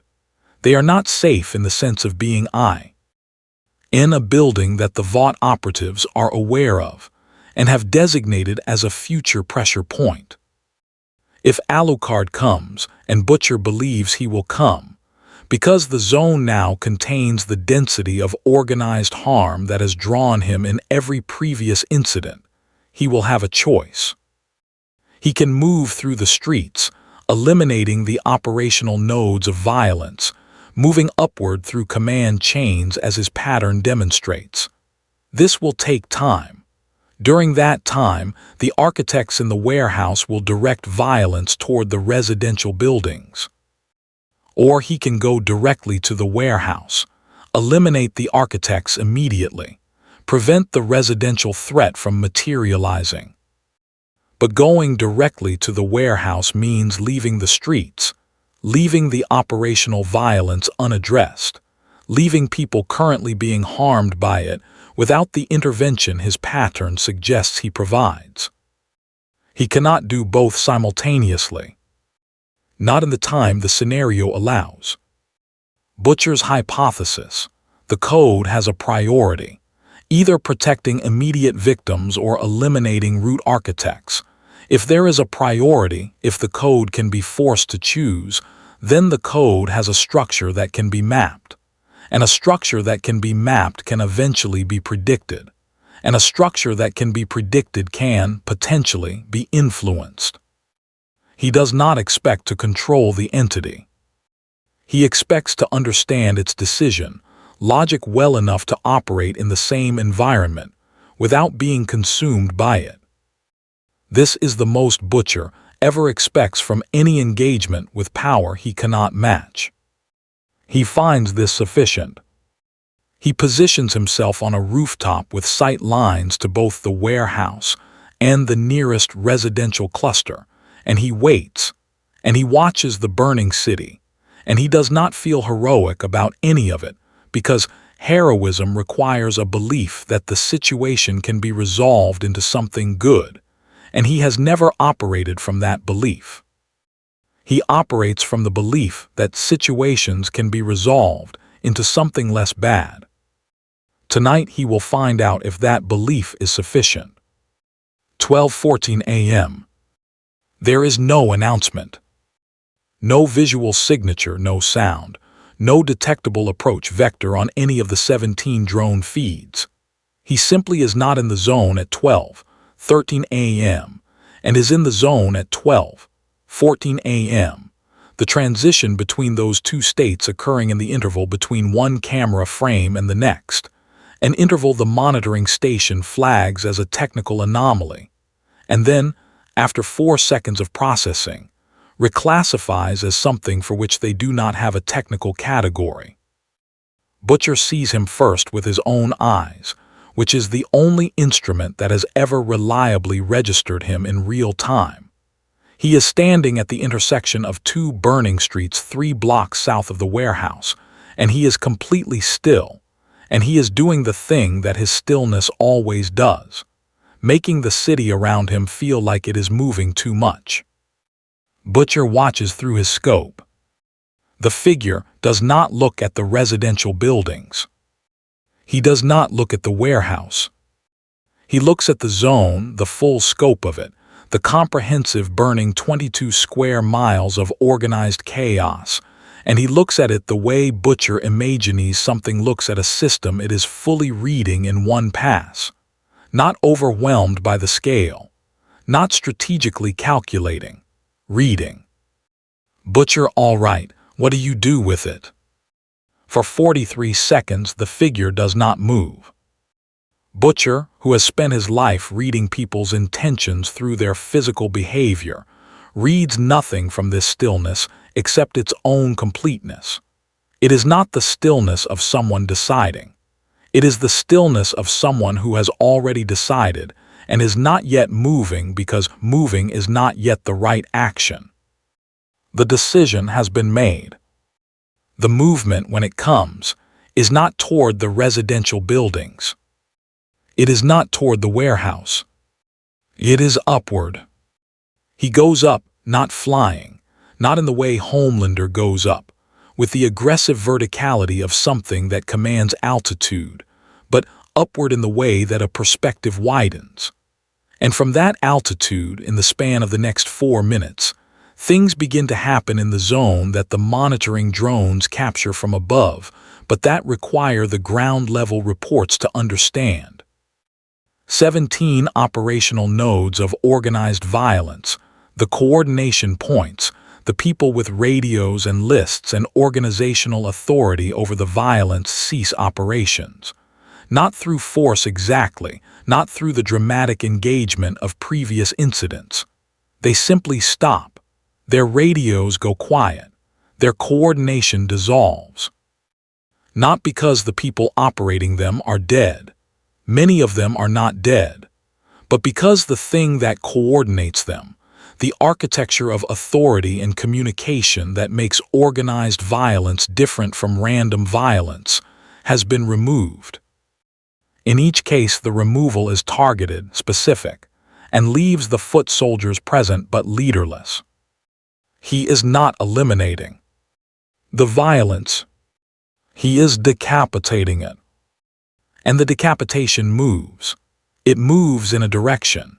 It moves upward through the command structure with the patient, directional inevitability of water finding the lowest point, except reversed, moving toward the highest point, the source, the place where the decisions that produced all of the downstream decisions were made. It moves toward the warehouse. Butcher, you're not choosing. He lowers the scope. Butcher, you're not choosing between them. You're. He looks at the zone, at the pattern of the decapitation, at the direction of the movement. Butcher, you're doing both. You're doing both at once because you're not operating on the same time axis that I am. He sits down on the rooftop. He puts the scope down. He has spent 23 days building a scenario designed to force a binary choice between 2 simultaneous priorities, and the scenario has failed in the most instructive possible way. The entity is not experiencing the priorities as simultaneous, because it is not operating in the linear time that makes them simultaneous. It is moving through the causal chain rather than the temporal one. Find the source of the decision. Remove the source. Watch the downstream violence dissolve, without the architecture sustaining it. The residential buildings are never threatened. Not because he reaches the warehouse before they are threatened. Because with the operational nodes decapitated, the directive to threaten them is never transmitted. The threat dissolves before it materializes, upstream of its own occurrence. Butcher stares at the city. Butcher, you don't respond to the fire. You remove the person who decided to light it.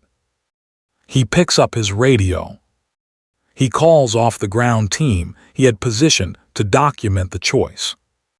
There is no choice to document.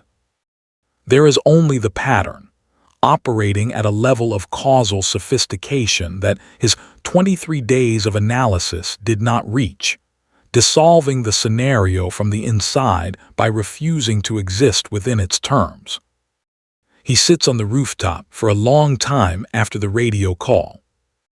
Below, the city quiets, not all at once, not completely, but in the specific way of organized chaos when its organization has been removed. The random violence continues for a while, the momentum of the evening sustaining itself briefly past the removal of its architecture. Then that too dissipates, because random violence without organization is not sustainable at scale. It burns itself out on its own energy. By 3:30 a.m. the zone is quiet. Not peaceful, quiet. The kind of quiet that comes after something large has been removed from the structure of a situation, leaving the structure standing but changed in its fundamental load-bearing arrangement. Butcher looks up. He does not see the figure. He does not expect to see the figure. He knows from the monitoring data that the figure moves below the visibility threshold when it chooses to, which it appears to choose to consistently after the work of a given situation is complete. Butcher, you could have told me. Nothing. Butcher would have saved me 3 weeks. He stands, he picks up the scope, he looks at the warehouse. The lights are on. Inside, 6 Vought operatives are present. Their coordination network is destroyed. Their operational chain is severed. But they are physically present and physically unhurt and fully aware, from the evidence of the past 3 hours, that something removed their entire organizational capacity without touching them. They are sitting in the warehouse, waiting. Butcher thinks about this. Then he smiles, the specific, cold, unperformative smile that appears on his face when a situation resolves into something unexpectedly useful. The architects are intact, frightened, isolated, stripped of their operational capacity, which means they are available for a different kind of conversation. The kind that produces evidence. The kind that dismantles institutions. Butcher into the radio, Frenchie. Get the car. I've got 6 people I need to talk to and they're in a very cooperative mood. What happens in the 67 days following the event night does not happen all at once. It happens the way genuinely consequential things happen, through accumulation, through the slow revelation of patterns that were always present but required a sufficient quantity of evidence to become visible to people who had institutional incentives to not see them. It happens through Butcher's 6 warehouse conversations, each of which produces documentation. It happens through documentation finding its way to journalists who have been waiting for the specific kind of source material that turns a pattern into a story. It happens through the story finding the specific institutions, regulatory, legislative, journalistic, that have the appetite and the capacity to do something with it. Vought's private security network, the infrastructure that indirectly funded the trafficking operations, the organized vial. NCE, the manufactured crime ecosystems that justified the purge policy, begins to dissolve, not dramatically, not with the cinematic cleanness of an institution collapsing under the weight of its own exposure. It dissolves the way institutions actually dissolve when their foundations are removed, contract by contract, subsidiary by subsidiary, the outer walls coming down first while the inner walls, the executive layer, the deepest financial architecture, hold for longer than they should, sustained by the inertia of institutional mass. But they come down. 3 Vought executives are indicted. 2 more resign before indictment becomes imminent and find that this does not prevent indictment, merely delays it. The Senate subcommittee is quietly converted from a classified session to a public one. The conversion is presented as a decision made in the interest of democratic transparency. It is actually a decision made because the classified version of the subcommittee's work has been sufficiently compromised that maintaining its classification is no longer protecting the information. It is merely protecting the people inside it from the political consequences of what the information shows they authorized. Colonel Yates testifies. She testifies with the precise, controlled, militarily disciplined honesty of someone who has decided that honesty, at this specific juncture, is the most operationally sound available position. She does not volunteer information. She answers the questions asked. But the questions asked are, for the first time, the right questions, asked by people who have access to enough of the underlying documentation to know which questions are the right ones. The testimony lasts 4 days. On the 3rd day, she is asked directly, did the task force ever develop a strategy for eliminating or containing the entity? She answers, the task force developed and attempted multiple strategies. None of them achieved the intended outcome. She is asked, what was the outcome? She says, observation, documentation, and a progressive recalibration of our understanding of what the situation required. She is asked, what did it require? She pauses for the length of time that a person pauses when they have a true answer that is not a politically safe answer, and are deciding which one to give. She gives the true one.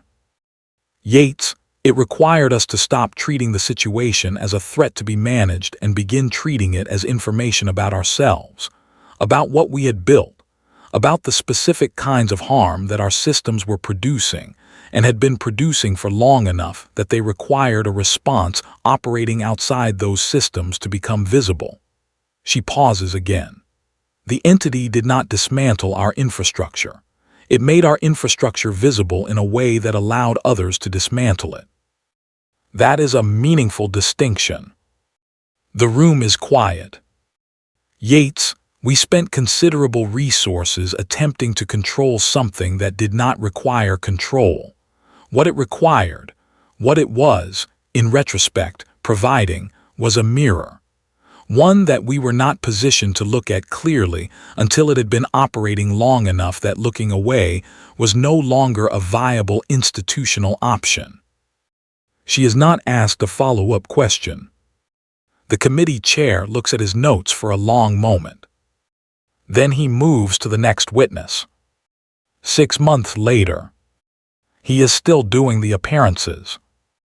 This is important to understand.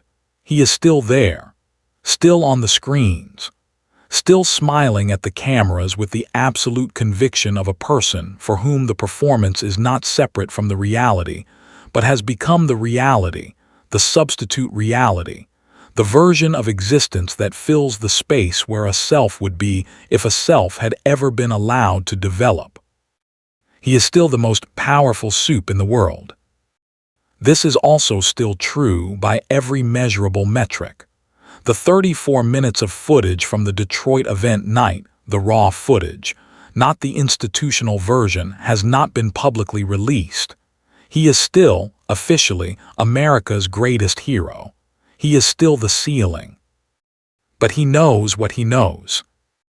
And what he knows has produced a change in him that is not visible in the performances, but is visible in the spaces between them. The private moments, the alone moments, the 2 a.m. moments when the apartment is dark and the city is lit, and the laptop is open, and the footage is playing again. He has stopped trying to develop a strategy for the entity. He made this decision at the 48th viewing of the footage, and it has remained stable since. No strategy, because strategy implies a problem that can be solved, and he has reached, through the particular, painful, private intellectual honesty of someone who is genuinely very intelligent, and has been using that intelligence to avoid a conclusion. The understanding that this is not a problem that can be solved. It is a condition. He exists in a world that contains something older than the concept of power, as he has ever understood it, something that predates the architecture of dominance that produced him, that will outlast the architecture of dominance that sustains him, and that regards that architecture not with hostility but with the patient, interested, slightly detached attention of something that has watched it rise and fall many times before, and is watching this particular iteration with the academic engagement of long familiarity. He is an example. He has arrived at this. It took him 48 viewings and approximately 4 months of private, unwitnessed cognitive labor to arrive at it, but he has arrived. He is an example of a thing the entity has a category for. He is not singular. He is not the ceiling. He is an instance of a recurring pattern, impressive within its context, recognizable from the outside as a type rather than a unique. In the privacy of his apartment, this knowledge has done something to the structure of him. Not broken it. The structure is too deep, too foundational, too completely constitutive of who he is to be broken by a piece of information, even this piece of information. But it has changed the texture of the structure, made it, and he will never say this word aloud, will never think it in a context where it might escape the privacy of his own mind. Lonely in a way it was not lonely before. Because the loneliness was always there. The specific loneliness of something that has never had a peer, that has always existed in a category of one, that has organized its entire emotional architecture around the proposition that being in a category of one is the same as being supreme. But there is a different kind of alone from the one he has always lived in. The alone of the category of one, the supreme alone, is bearable. It is even preferable in the version of himself he has always performed. It is the correct existential position for the greatest thing in the world. The alone he feels now is the alone of having been categorized, of having been placed, of having been seen, not in the way people see him, which is always partially reflected performance, but in the comprehensive, unimpressed, interested way of something that has complete information and finds you neither surprising nor especially significant. He has been placed, and the placement has revealed, with the cruel clarity of something that cannot be unknown, that the space he occupies in the world is smaller than he thought. Not because his power is smaller, because the world is larger, because the category of power he represents has a history that extends before him and will extend after him, and he is somewhere in the middle of that history, impressive in the middle, unexceptional from the outside. He sits at the window. He looks at Manhattan. He thinks about the red eyes in the footage, the particular quality of the attention, the interested attention of something that has his type filed. Homelander, I'm still here. He says this without aggression, without threat, with the specific, quiet insistence of someone who has lost an argument they did not know they were having and is establishing, for the record, the one thing that remains true. The city performs its normalcy below him. He is still here. This will have to be enough. 1 year later.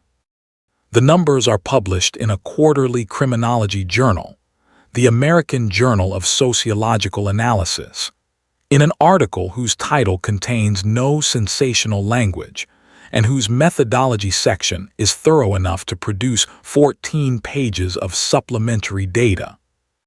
The numbers are: global violent crime, tracked across the 47 cities where documented incidents have occurred, or where the guides have circulated with measurable density, has declined by 38% over the 12-month measurement period. Elite power structure mortality among individuals connected to organized harm networks has increased by 212%. Public protest activity in those same cities has declined by 22%. Institutional accountability actions, civil lawsuits, regulatory investigations, legislative inquiries have increased by 67%. The article does not attempt to explain the pattern. Its conclusion section reads, in full, "The correlation between documented anomalous entity activity and the measured outcomes above suggests a causal relationship that current sociological frameworks are not equipped to model. We present the data and defer the explanatory work to future analysis." The article is cited 432 times in the following 18 months. None of the citing papers produce an explanation. The data continues to produce the pattern. The pattern does not require an explanation to operate. Now, here is what happened. Not the events. The events are documented. The events are in the journals and the subcommittee transcripts and the incident reports and the guides and the monastery of data that the Magneto Ring Station produced across the 14 months of active documentation. What happened underneath the events? For the first months, people were afraid of him the way they are afraid of tigers. The fear was object-specific, located in the thing itself. When the thing is not present, the fear is not present. You are afraid of the tiger when the tiger is in the room. When the tiger is not in the room, you resume your normal behavior, and the only residual effect is a heightened attention to the possibility that the tiger could return. This is the elementary form of deterrence. Fear of the specific consequence. Fear that dissipates with the presence of the specific consequence. It works, but it requires maintenance. The consequence must be periodically redemonstrated, the fear must be renewed, the tiger must occasionally be in the room. He was not in the room often enough for elementary deterrence to account for the pattern in the data. Something else happened. Between the 6th and 8th month of documented activity, the criminologists will identify this window later. In the retrospective analysis, the fear of the tiger became something different. It became the internalization of the tiger. The tiger stopped being an external consequence and became an internal monitor. The question stopped being is he watching and became am I the kind of thing that would be watched. This is a categorically different cognitive event. The elementary deterrence changes behavior when the consequence is present. The internalized monitor changes identity. It changes how people categorize themselves, whether they place themselves on the side of the architects or the side of the victims, whether they understand their own actions as the kind of actions that attract a certain kind of attention. People did not become moral. This is important. They did not become good or kind or ethically reformed in any meaningful sense. They became careful, in the specific way of people who have internalized a monitor and are now making decisions in the constant awareness of a perspective from outside themselves that they cannot negotiate with, cannot charm, cannot appeal to on the basis of circumstances or intentions or the relativism of their particular situation. The monitor does not care about circumstances. The monitor does not care about intentions. The monitor cares about what you did and who was harmed by it and how far up the decision chain you are. People began to behave as though they were always visible to something that cared about these specific things, not because they were good, because they had internalized the possibility that they were visible to it, and the possibility was sufficient, and the sufficiency did not require the thing's actual presence, because the thing had been present often enough, and the pattern was clear enough that the possibility felt permanent. He had not made the world safer by being in it. He had made the world more careful by having been in it, by having established a pattern legible enough that the internalization became self-sustaining, by having operated with sufficient consistency that the question what would be observed became a native cognitive function in people who had never met him and never would. He had become a category, not in the taxonomy of monsters, not in the institutional taxonomy of threats and sups and compound V aberrations, in the deep, pre-institutional taxonomy that human minds use to navigate moral reality, the taxonomy that contains God and consequence, and the truth that can't be avoided, and all the other categories for things that exist outside the negotiable world. He was in that taxonomy now. The world did not know his name. The world did not know where he was, or whether he was watching, or whether it was possible for him to be watching all 22 million people simultaneously across 47 cities. The world behaved as though it was possible. This was enough. The apartment is ordinary. This is the detail that matters most about it.